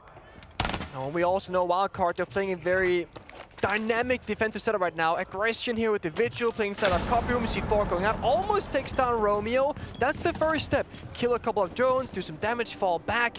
Now they keep, you know, Elevate guessing, are we gonna go for a run out the main door? No, you're wasting your time right now, Romeo. Hold that angle because we are in fact not gonna overly aggress. We're gonna make you waste as much time as possible. We got the Goyo fire, like you mentioned. They can simply play for time. Again, a well-coordinated, well-synergized move from Wildcard. That C4 was tossed on out onto that window to push Romeo off. If he stays there, he dies. If he gets pushed off, then Bay can rotate back to side because Bay was getting trapped there with the buck down below and the player on his window. really well played from Wildcard. Even though they didn't get a kill, huge value out of that team synergy. Meeting wall opened up, drone shot shortly after. Elevate looking for a meeting-oriented attack so far. 2 people in admin, Bok downstairs in Visa, and of course, the recruiter Striker on the balcony. The question is, again, how do you find the opening kill? How do you force to attack the bomb site when you're up against, again, all the deny, the smokes, the go to fire, etc.? Well, Flores can help you. Boss G says goodnight onto Naka. That's Capital remove from action. That's a huge pick. Yeah, Elevate have been really slow so far. There's been some good setup. I like the way that Semper on the Flores has been clearing a lot of util, but he's been taken down. I'm not sure where that peek came through from. Perhaps the Goyo down below. It's just an absolute bloodbath. Bay's found a hell of a lot of kills with his SMG-12. Romeo, the first one in the round to take any damage from that waylaid C4, is now the last one left. Kansan can wall bang him into extinction.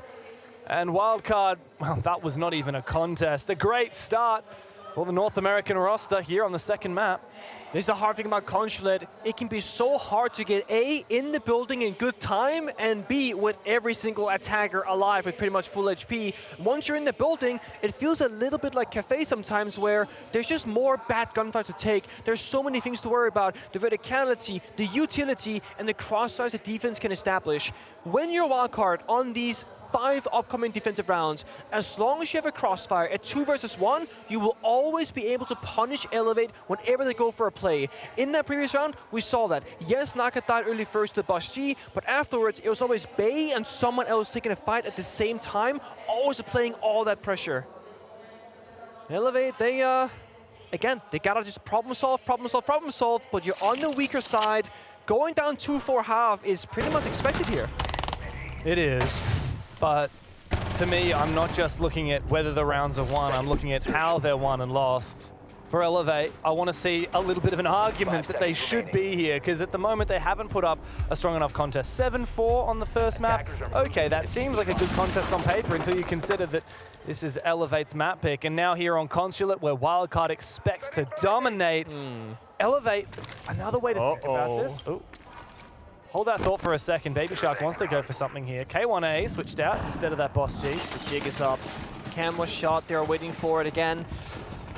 Expecting the aggression once more, but he's now hiding below the desk. Pose, very OG operator on this map. I think it was Laxing on the desk saying that Wildcard, one of the few teams out that actually still plays Pose on Consulate. We can see why. Good amount of information. Hey, nobody's outside yellow, nobody's going for CEO. They're gonna go for admin spiral most likely instead. That info can be shared very early on, giving Wildcard an idea of where the roamers should be focusing their energy at. I like the double special drone squad here from Elevate with the Brava and the Twitch. How are they going to deal with those bandit batteries on the main wall? Not with Twitch drones, because that's a lobby. Yeah. I mean, I would say grenade over, but the thing is they don't have grenades. Yeah. The downside of Twitch Dokkaebi's, or Twitch Brava, is that you don't have a lot of utility yourself, but you can deny a lot of utility from the enemy. We're looking at the cam, looking at us. Okay, there we go. Waiting for his... Like, is it hacked or is it not hacked? What's happening here? I think he was waiting for his shock to regen, that's the only... No, actually, he wasn't, so... Oh well. Sometimes you gotta do double take, right? Yeah.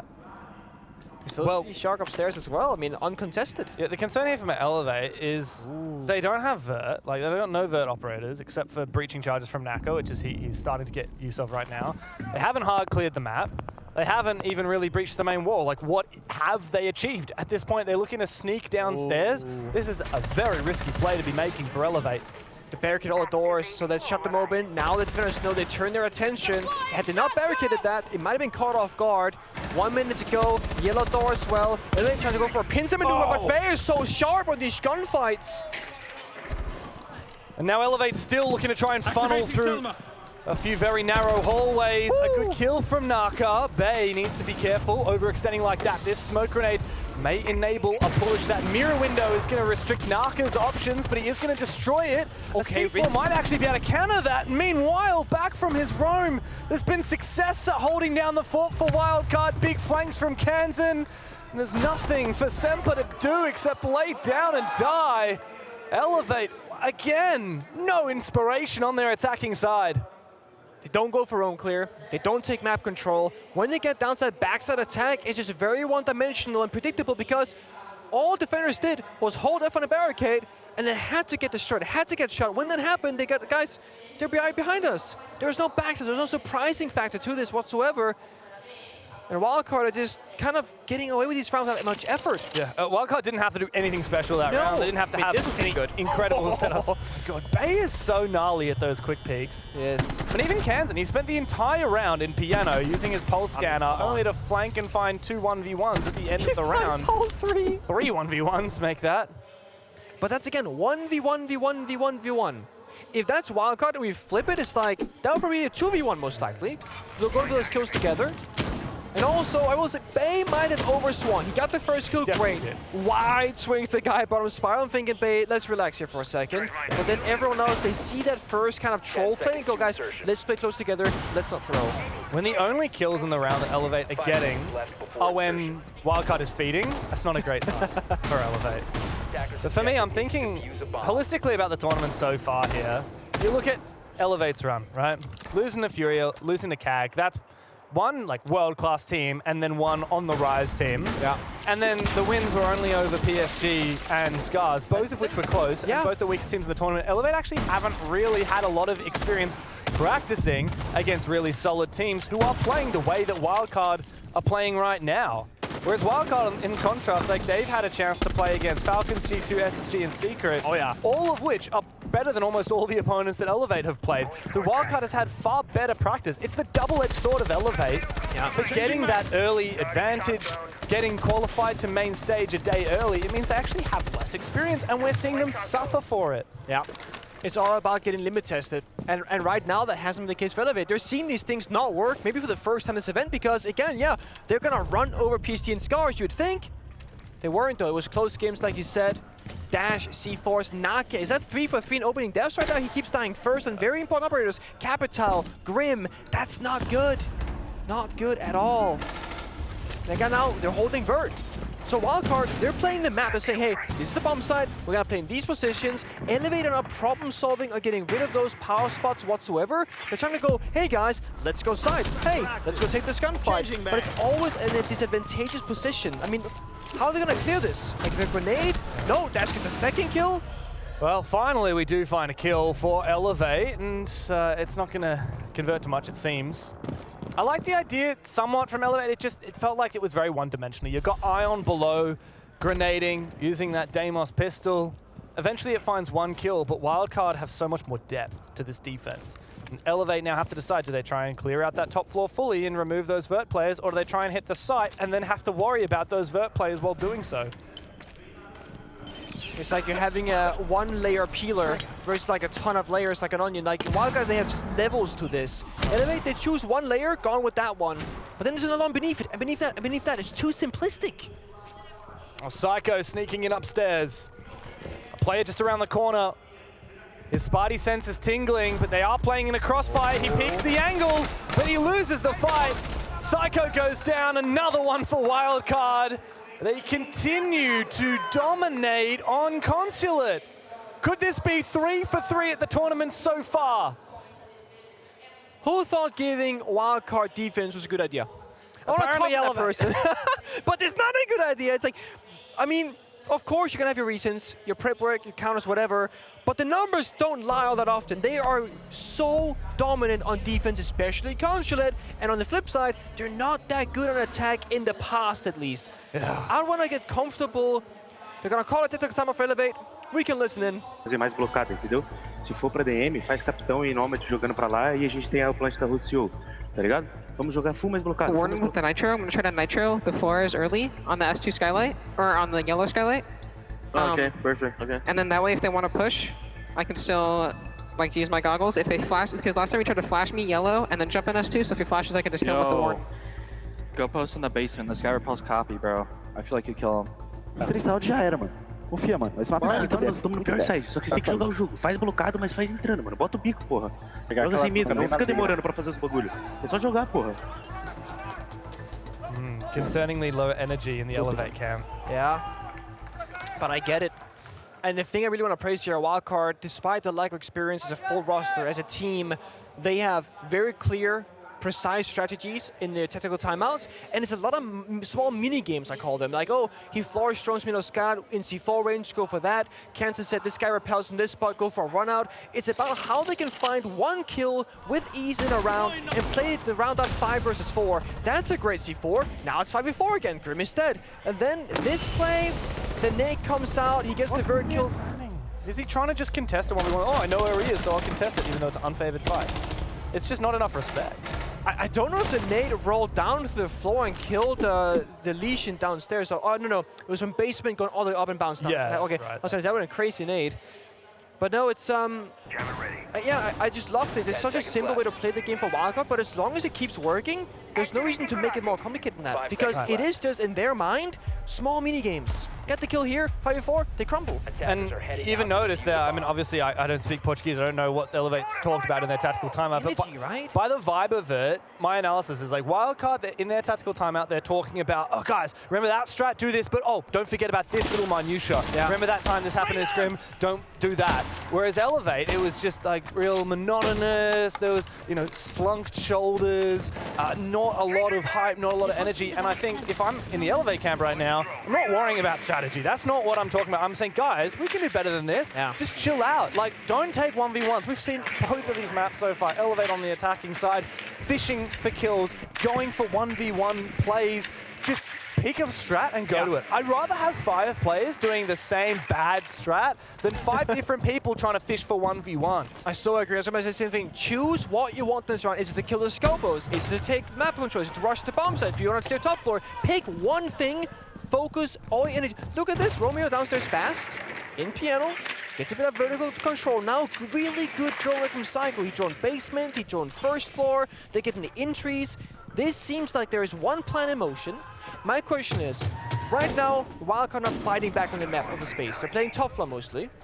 There's a shell. Hello. What happens when the rubber meets the road? When Wildcard starts striking back, like here in top yellow, can they problem solve the actual difficulty? Because what they've done so far was free. The second the gunfight is there, guess what? Base shuts Romeo down. Yeah, well read there by Wildcard to go hunting for that lurker who was all alone. And as usual, Elevate are not within touching distance of their teammates. Now Iron is looking for a 1v1. This is always their solution. They have the same solution for every single problem. It's always, oh, well, we know there's someone there. Let's just send someone to go kill them. It's not that easy. Wildcard are playing it smart, and guess what? There's another crossfire here for the North Americans. Kansan catches Iron, and now desperation sets in. Elevate aiming down sights on shields. Needless mistakes, needless death for Elevate. 2 versus 5. They have absolutely nothing to show in the last 4 rounds. They're trying to plant without piano control against the smoke toxic babes. Monty alone top yellow. The guy in lobby gets, flanked 1v1. Here's a crossfire. He's dead.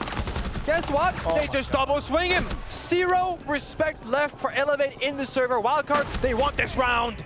This is not a match. This is a massacre for Wildcard. And Elevate have nothing at all to say.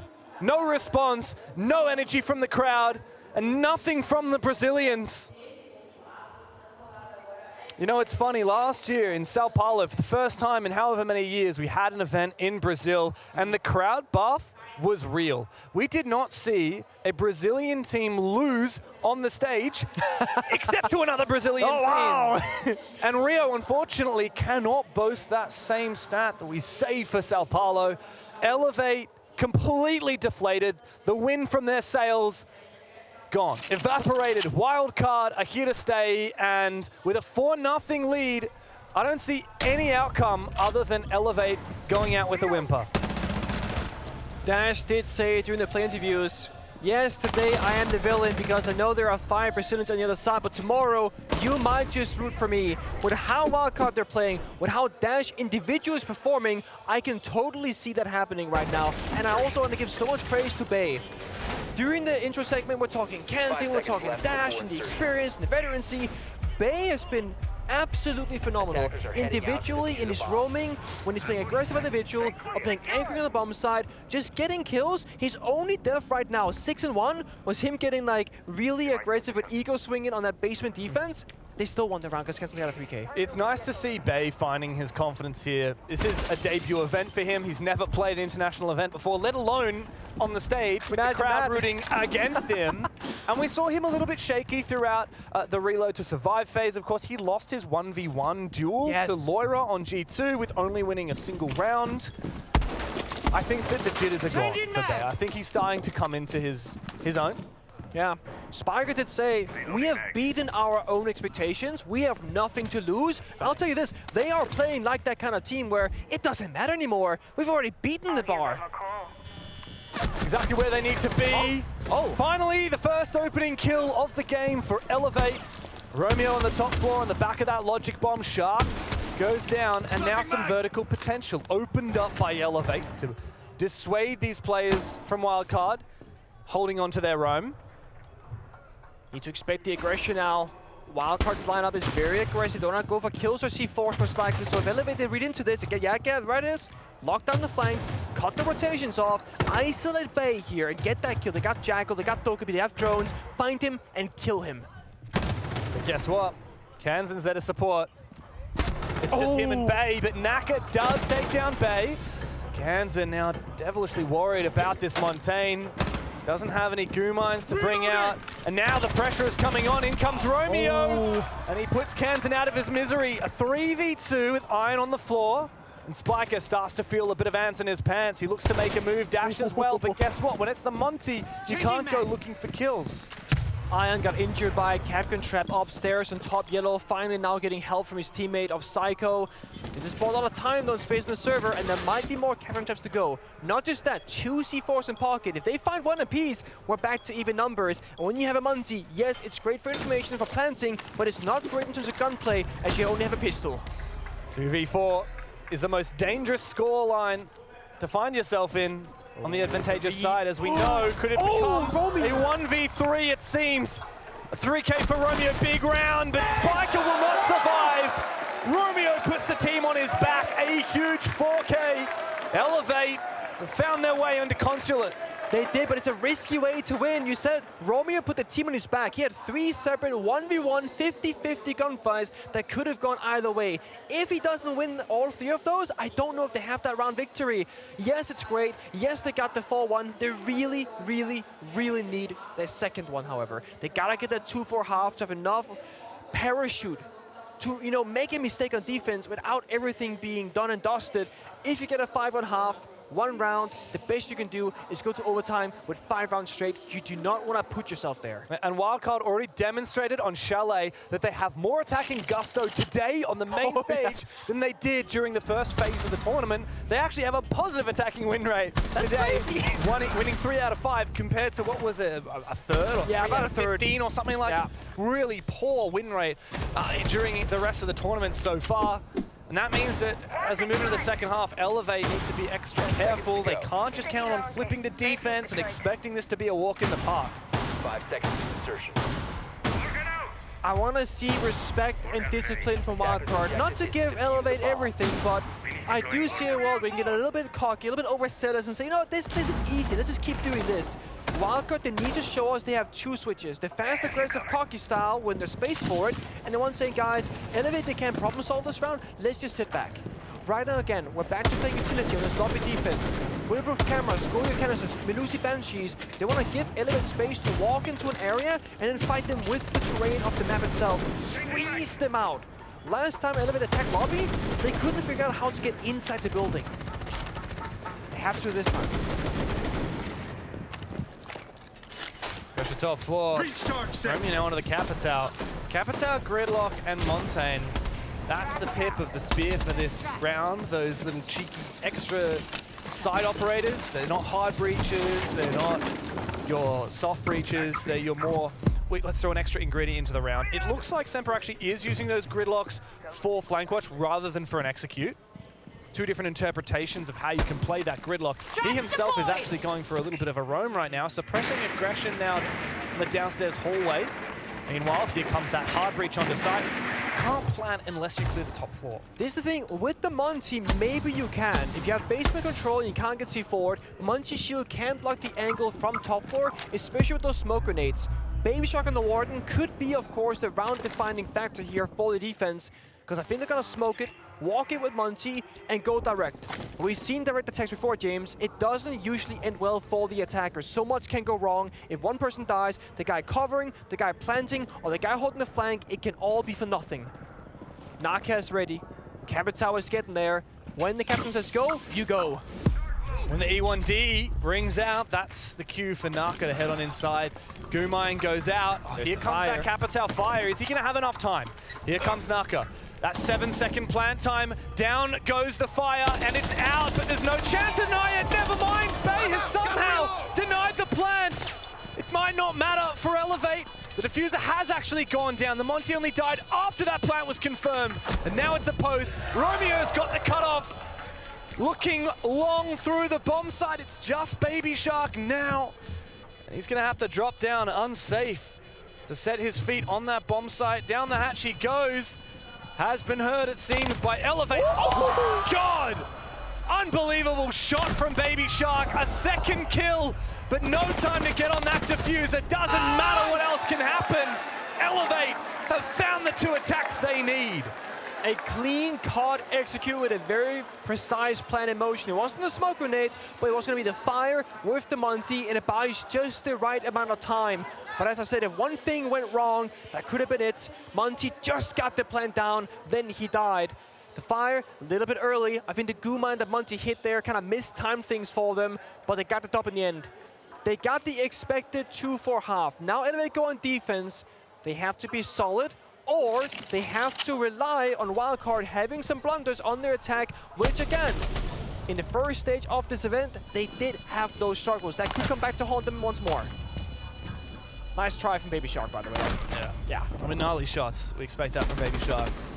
But finally, we're seeing Elevate actually have a clear plan, a clear conviction. One thing together. Guys, we're just going to breach this wall and plant with Monty. Yeah. What else do we need to do to achieve that? What are the steps at the start of the round? What do we need to do to support that Monty when it happens? Sad that it took them 5 or 6 rounds to finally get that on the attacking side. Now let's see if they can find a little bit more success on their defense. Wildcard surprisingly looked good on their defense on Shalet. Good on attack on Shalet. But the real thing that kind of swung that game in favor of Wildcard was the fact that Elevate just kept on pushing for kills when they didn't need to. Yeah. There was so much needless aggression on the Elevate defense.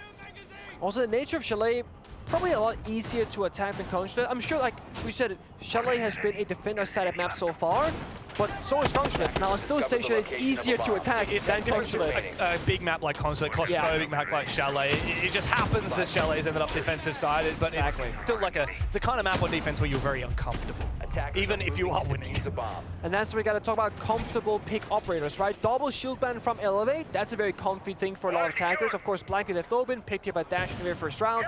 Wildcard, they want to open up their operator lineup. So you ban out the Valkyrie, don't gotta deal with those yellow pings as he force below, don't gotta bring IQ every single round, of course. And then Fenrir, which further enforces that they want to entry frag, go for those kills, not get nearsighted in the process, but it does leave open, just like before, something like the Goyo, the smoke, which can always be problematic with time. If Wildcard are too slow at the first stage of the round, getting in the building, getting their foothold, they might just not have enough time to work with, calming the plant situation. Maybe Shark almost just died, not sure to what, downstairs, a gunfight perhaps? Maybe. Yeah. Oh, he's worried about a lot of angles here. I like the way that Elevate have set this up. It's like a trap, right? Come in here, Baby Shark. Come on, come on. Try and play vert. Make some vert, please. I dare you. You don't know which way we're going to peek you from. But that's the thing, they have to peek it, right? Yeah. I want to see them. We see a flanker potentially from the lobby side. We see Baby Shark. No info for him to work with. That's Psycho over near Tellers. He was tempted to make a play. I don't think he's getting aggressive as of yet. We're gonna wait for the box gas to start, tearing up that floor. Downstairs. What the hell? Oh, okay, all the way down. Fair enough. He's going for a jog. Hatch is close to the basement. He does have a spare impact in pocket though, and right now he's just waiting. Because again, Wildcard are struggling, right? Psycho continues to show where he is. Oh, okay, good height. This is the problem. You ban out the Montaigne and the Blitz. Dash's 2 top operators at the tournament. Guess what? He'll go to his 3rd favorite. That's the Blackbeard, and it's one of the more deadly ones. Semper finally gets enough speed. Big run out from Psycho. Takes down the CEO player, but Elevate, they cannot hold the numbers. He's below. One by one they fall and they know where Psycho is. Shark has cut him off. Wildcard, their opening attack is successful. Not just successful, it is clutch. I mean, they lost all their win conditions. They lost the guy on the rappel, they lost Diffuser, the flank was opened up, and it comes down to somehow Baby Shark to get the final kill. The Baku was downstairs all alone, half HP, pressure from everywhere. Psycho stun, of course, you saw it, run out the yellow door with the impact grenade and take down the CEO rappel. Dash, however, had he not gotten the first pick with the Blackbeard and then grenaded the smoke away from that position in CEO, I don't think that round plays out that way. So despite Dash dying, massive impact in the round. Elevate, they're gonna be upset about that because they had the round in the bag. All of a sudden, it was just gone. Yeah, I honestly couldn't see a lot of those kills that came out from Wildcard. Well composed, and I like that they don't get too obsessed with things. Even though we had Shark going downstairs, he was really aware, oh, could get flanked from here, could get flanked from there. Yeah. He's not going to just be like, oh, I'm going to take the risk and I'm going to go for the vert. Nor is he going to be like, I'm going to hard watch these holes and not do my job. He's just going to, okay, open a little bit of vert, watch. Yeah. He's going to open a little bit more vert, watch. And then nothing he's committing to, he's never going to commit to a risk unless his teammate is going to make that risk a little bit more in his favor. It's not a 50-50, it's going to be a 60-40 or a 70-30. Because mind you, if Baby Shark ever died, if Finna could just drop down that hatch, playing piano, hold the CO window from below. You cannot play anymore. I think it was just like Dash plus someone else, they dropped the yellow Skylight and they got like 3 kills in that round. Baby Shark got the final one. I didn't see the 4th where it happened, but regardless, again, Wildcard working very much together on the same plan. Blackbeard blocking the angle here for the semi charges, at least in the beginning. The wall is open now. Maverick can solo open the main breach despite any issues like a Kaid or a Tuberau, which both are in play in this one. Likely going to be safe for the hatch's backside or a different wall because you see nothing is present on that exterior one. Ash Touch goes out, wall is open. That's the first step. After you open up that wall, run away, play safe, come back later with a single player. And while that happens, guess what? Dash with another entry on BD. Yeah, so what's incredible about Wildcard compared to Elevate on their attacks, right, is Wildcard, despite our criticisms of their attacking half, they can achieve 2 things at once. And it's the same plan in the end. Exactly, the same eventual plan, but the step 1, they're already winning. They've already got 2 players up, and now because there's so much time left on the clock, they can say, guys, let's actually not tunnel vision on the next step. Let's just sit back and relax, wait for someone to walk into our open arms. Guess what Iron is doing right now? It's looking for that flank. We see silhouettes outside a lobby. There's a castle barricade though to stall it out, but they have good drone work. They got Tokyo going out right in a moment, I believe. Maybe not. Psycho dies elsewhere, just like that. He's forced to sprint down, but they're waiting for him in a 4v1. Red 2 perfection. Romeo with it all to do. 1 kill. An ace required. A second one. The Blackbeard still hunting him. C4 needed. The Dash doesn't need to move as of yet. Can's in there to support. Hunted, cornered, and finished off. Wildcard, another attacking round. And they are seemingly untouchable here in the series. That point in series point in their hands. Ridiculous. It's a 4v1 on the bomb side with Dash and holding the flank as a 5th player. And again, there's no gaps to be exploited. And this is Wildcard paying respect to Elevate. They're not just gonna brute force, run down towards the bomb site saying, hey, where's the bomb site? Where's that final player here? No, they're still waiting for the flank. Despite having the Dokkaebi call, despite having the flank drones, despite having Blackbeard, it was a Blackbeard flank watch. They're covering all the bases of like fundamentals. You said it, James, they're working 2 angles to the same plan. Maverick, Ash get in the breach, other 3 guys roam clearing from Visa backside. When the Maverick breach is done, they're gonna rotate over and help the backside who's not right, they're behind essentially the plan, and play man advantage. Bathing gets the cutoff kill on top of it.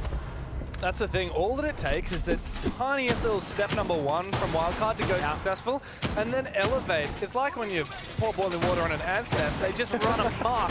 It's easy for Wildcard to pick off players who are looking sideways, unsure of what angles they're exposed to, desperately looking for some aggressive play. And now Elevate, they need 4 defenses in a row. They haven't even won a single bloody round yet on this half. Yeah, you said it so well. It's Elevate on their attacking side, they're like 5 people pushing from one side of the map, and Wildcard though, there's no dangerous windows and doors and flanks really happening. Wildcard are everywhere. They had Ash, Maverick, main breach, 2 or 3 guys backside. All of a sudden, Ash is now yellow door, Blackbeard's and Tellers. So Elevate, without the Valkyrie up and open, how do you get this information to work with? Well, right now, Baby Shark. Oh, what? No information once more. Flash goes out. Awkward. Yeah, get out of there. Stay alive, Baby Shark. Got the call coming up soon, momentarily here. But now already, Elevate, they're dropping down the hatches. They're thinking, bomb sites under danger. Let's help the bomb site. So that play has now made the roam clear top floor all that much easier. And the logic bomb to come out. Now Baby Shark is safe to activate his gadget. Would have liked him to smash that mirror window while he was at it, but it's okay. What matters more is staying alive. Ooh. Just waiting is Spiker for someone to cross his threshold. To their credit, Elevate haven't panicked too much. Usually they're over-peaking. They're playing it a little bit more passively for now, but it wouldn't change much. Wildcard are just waiting again. Still just sitting back and hoping that someone from Elevate peeks them. Dash wants to move up from the hallway, but doesn't need to over-aggress as of yet. Out goes the Bees. He can't move forward, though, because of that smoke. Good info, though. Now BB knows that nobody's at that door, so it has to be middle of meeting or by the spiral double door. Call goes out, the second one, nade 2. What can you do, Simba? Run away, he stays alive, that's massive. Now they got that mirror window, no real counterplay, no Ash charge. They got a smoke it, fire to flashbang it.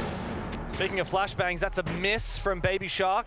Good usage of the Azami's Keeper barrier there. But guess what? Dash is marching on forward, vulnerable to that vert below. Now remember, the bomb site is downstairs in lobby and press. It is not up here, but Wildcard need to clear this top floor to prevent any vertical game from the defensive side. Semper is tucked away, hidden in the corner. Amidst the chaos, he may go unnoticed. And there is no backstab for Wildcard right now. It's 5 guys on the same side of the map. They're missing, you know, a yellow stair skylight or a CEO rappel. They're all right here. Kansen downstairs looking for the site, but we know Elevate, they're waiting for it. There's no pressure anyway, so Elevate can just wait down right now. They got the mirror window, they got the intel to work with. Wildcard, they have to make the first move. But they do, unfortunately. Semper is the one to fall into the side for Kansen. Romeo on such low HP, he can find one with the gas, but it's just him and Iron left. Desperately making his way back to side. Kansen's found him! Romeo up above with no hope, no friends to speak of. Wildcard, they're through to the semi-finals. And Dash once again leading his team through forward on the main stage. The worst Wildcard can do is top 4 at this, but that's incredible. And they're standing up almost in disbelief game. We won, guys? Is that it? Is that all they have to offer? For Elevate, I mean, a dream come true for most of those players just to play here for one single matchup. But with that being said, they cannot be happy with how they came out of this tournament because that was a very one-sided match, especially Consulate. Brazilian teams, beware. You are not invincible here in Rio like you were in Sao Paulo. Wildcard have won their quarterfinal. Elevate were a shadow of themselves today. Yeah, and I think it comes down to, again, who did they play to get here? They played weaker teams, they played the system pretty well, but when you then make it this far, your opponent is so much more prepared, well-versed, and of course, they had a smaller break to Wildcard. They stayed hot, while Elevate had 2 days break. You go cold, and I think that is slow start for this one.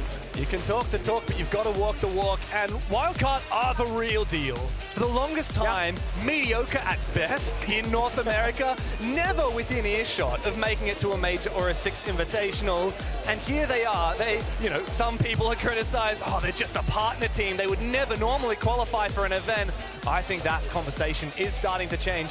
Wildcard have shown that they can contend on the world stage. Yeah, and it's not just Dash, it's not just Kansen, it's the full-time roster. The tag timeout, Spiker, all those mini strats, the plays, the communication, base, individual performance in decision-making, positioning, and those incredible amount of one-tips that we saw.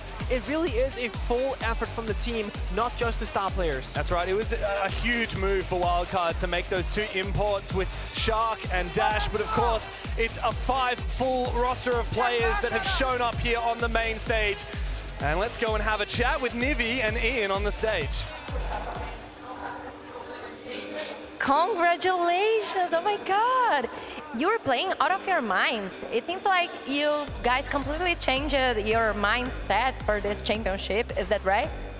Yeah, about 2 weeks ago or so, we weren't happy with how we were playing, so we completely changed our play style about 2 weeks ago, and I mean, you can see the results. We're playing very well since then, so. Muito bom. Eu tava falando pra ele aqui que parece que eles mudaram completamente o mindset da equipe aqui para esse campeonato, e ele falou que eles mudaram e deu bons resultados até aqui. Yeah. Spiker, you've got such a eclectic mix of talent from all over the world. What is it that makes you guys tick? Why is it working so well right now? Honestly, it's just time together. Time with Shark and Dash, you know, having time with English just makes everything better. Comms flow much better mid-round. Everything just flows better the more time we have together. Muito bom, eles têm aqui jogadores do mundo todo, mas eles mudaram aqui todo o mindset deles, inclusive para o inglês, com o Dash, né, o nosso jogador brasileiro, e tá indo muito bem até aqui. Do you still feel like underdogs, even though you've now locked in that semi-final spot tomorrow? I think we're going to kind of have that mentality the whole tournament, and after, you know, it'll probably change a little bit, but our whole thing with the tournament was just come in and play and see what happens, and that's what we're going to keep doing. Acho que eles não se sentem mais os underdogs nesse momento, eles vão vir com esse bom mindset aqui para a semifinal. São nossos semifinalistas, falando em serem semifinalistas. Now you're gonna play against Kage Osaka. How you prepare for this fight? We're gonna prepare just like we have every other team. You know, we're gonna respect them the same way. They've played really well this whole event, so we're gonna respect them just like any other team and play our game. Ok, ele disse que ele vai se preparar como ele tem se preparado aqui durante todo o torneio para jogar amanhã contra a Kage Osaka, respeitando a história deles aqui como semifinalistas também. Congratulations. Stay right there. Just briefly, just come with me just for a second. We haven't talked about this thing enough. This has got to be one of the coolest trophies that R6 Esports has ever produced. This shield could be yours. Have a good look at it, and then I want you to spin round and I want you to tell me how much you want it. We want it more than anything. Well, thank you very much. Go and prepare. Cheers, brother. That was good stuff. Yeah, ele falou que ele quer mais do que tudo esse troféu. Let's see.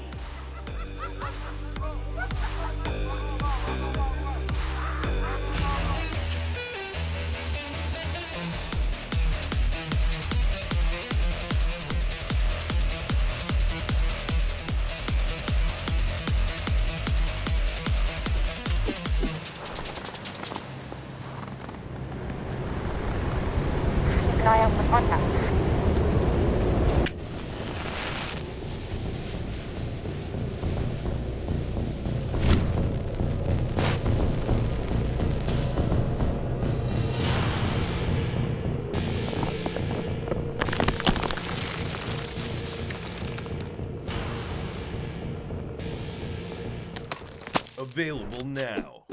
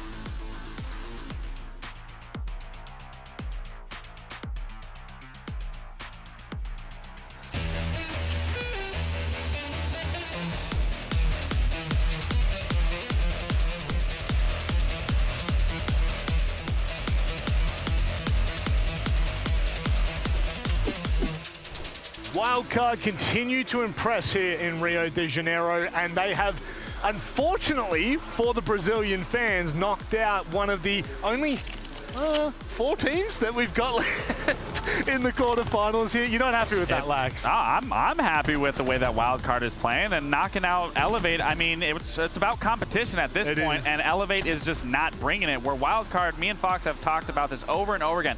They are playing the absolute perfect siege that you possibly can get or damn near close to. Yeah, a lot of teams were already kind of writing off Elevate as making it through to the next phase because they were really well thought out when it came to their bullet system. Sure. But obviously Wildcard, in my opinion, out of all the teams, earned their way to the main stage. And I'm excited to see them keep progressing throughout the tournament, hopefully make it to a final play against an opponent that you would see, you know, at any other major, just because Wildcard, the way they're playing fundamentally, they just always understand what they need to do. Yeah. I really want to see it tested. Yeah, well, that's the thing is, I was listening to the casters obviously talk about the game, listening to you guys talk about the game prior. Seems like Wildcard taking in from play-ins, from phase 1, the prep that they had coming into phase 2 versus Elevate, it just set them up so much better. I mean, look at the entry kills alone, and then you look at the scoreline 7-2. But if you're watching that game specifically, one thing that I'm more impressed than anything on their attacks is, again, that tempo. They know when to just stop moving. They know when to aggress. They know when to rotate. They know when to collapse. And not only that, they do it together. No, it's something that you don't see too often, especially from young players like Spiker and Bay.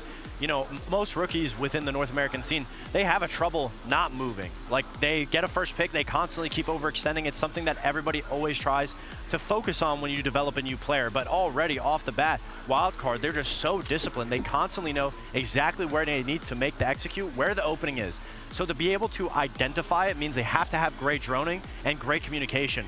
And for a team that's only been together for a month, that's insane. I've never seen a team be able to play that good. It doesn't feel necessarily like a Beast Coast roster where they're playing very good all together. It feels like this team is already a super high-level experienced team strategically, that they're playing as close to perfect as possible. Lax? Yeah, I was going to say, I mean, me and Fox, we've gone through trial and errors with rosters, and it does take time to get that synergy, to get that communication. The fact that they're doing this within a month, bringing Dash on, bringing Baby Shark when their native tongues aren't English, and they're all trying to get that into one and then making it work here and now pushing themselves into a semifinals, you got to give yourself a pat on the back. Who knows what they could achieve at this point. It could continue to get better, but of course we do have the detail. And this, for me, sponsored by Blacklight, is important because there were so many moments, Fox, that we could have chosen from. What have you gone for? I mean, Bay was a standout MVP performer today, and obviously he had an amazing play. And so we'll take a look at it because it was just phenomenal from him. And wait a minute. Wait. No, don't blow that. Baby Shark. Baby Shark. No! Just run away. Baby Shark. No! Oh no, the real detail here is the 4K from Bay. We did see this in the quick matchup at the end of that first map, but we have to talk about it because, again, Bay is brand new to the scene as a whole. He's only played 1 season, if I'm not mistaken, and to come here, first time on land, first time playing international, you're putting up a performance like this, you're playing with this level of confidence, that should be something that he should be 100% proud of. And if he can continue this, already going into a semifinal, we can see them easily going into a grand final. No, because if you watch his discipline, every single peek that he does do, first of all, he doesn't overextend, but then when he gets the first 2 kills, he overcooks a little bit, goes for the peek on the window, but his decision-making and movement is so precise. He's not wide swinging. He takes a shoulder peek, and he knows immediately where the next person is going to be. And in a position like that, where you're in a death spot, essentially, your job is to just stall time. So not only is he stalling time, but he's getting 4 kills. They can't even get through him when he has so many things to focus on, and he's able to individually isolate each incident. That's impressive. They'll talk about his one-taps for quite some time here in Rio de Janeiro, unfortunately. With Elevate gone, that now leaves the bracket wide open. CAG will verse Wildcard for a slot in the grand final. An underdog has the opportunity to book their ticket, but tomorrow. Gents, you guys are leaving me, so I'm going to leave you with this bracket here and let you have a little bit of a discussion. What are your thoughts on what we've seen so far? I mean, I think it's been great so far. I've been having a great time watching the bottom of the bracket progress just because it's very unpredictable. These new teams deserve a spotlight, and they have a lot of new, interesting things to show. I'm really excited. Hopefully, as a North American fan, I'd love to see Wildcard get tested in that grand final against one of the upper echelon teams in the upper bracket and see what they have to offer. Yeah, and speaking of upper echelon teams, teams. I mean, that Loud Fury game that you said was going to be the game of the day to watch that you're looking forward to, that's also a game that I'm really looking forward to, because what we've been talking about with Fury, this is looking like the Fury that won Sao Paulo last year at SI. So if we can continue to see that and possibly push that into a grand final scenario, that's going to be one hell of a game. Gents, thank you very much for joining me. You may exit stage left. All right. Goodbye. Goodbye. It was lovely working with you again, Fox. I'll see you again soon. But for everyone at home, we will be joined by Jack and Leo on just the other side of this short break.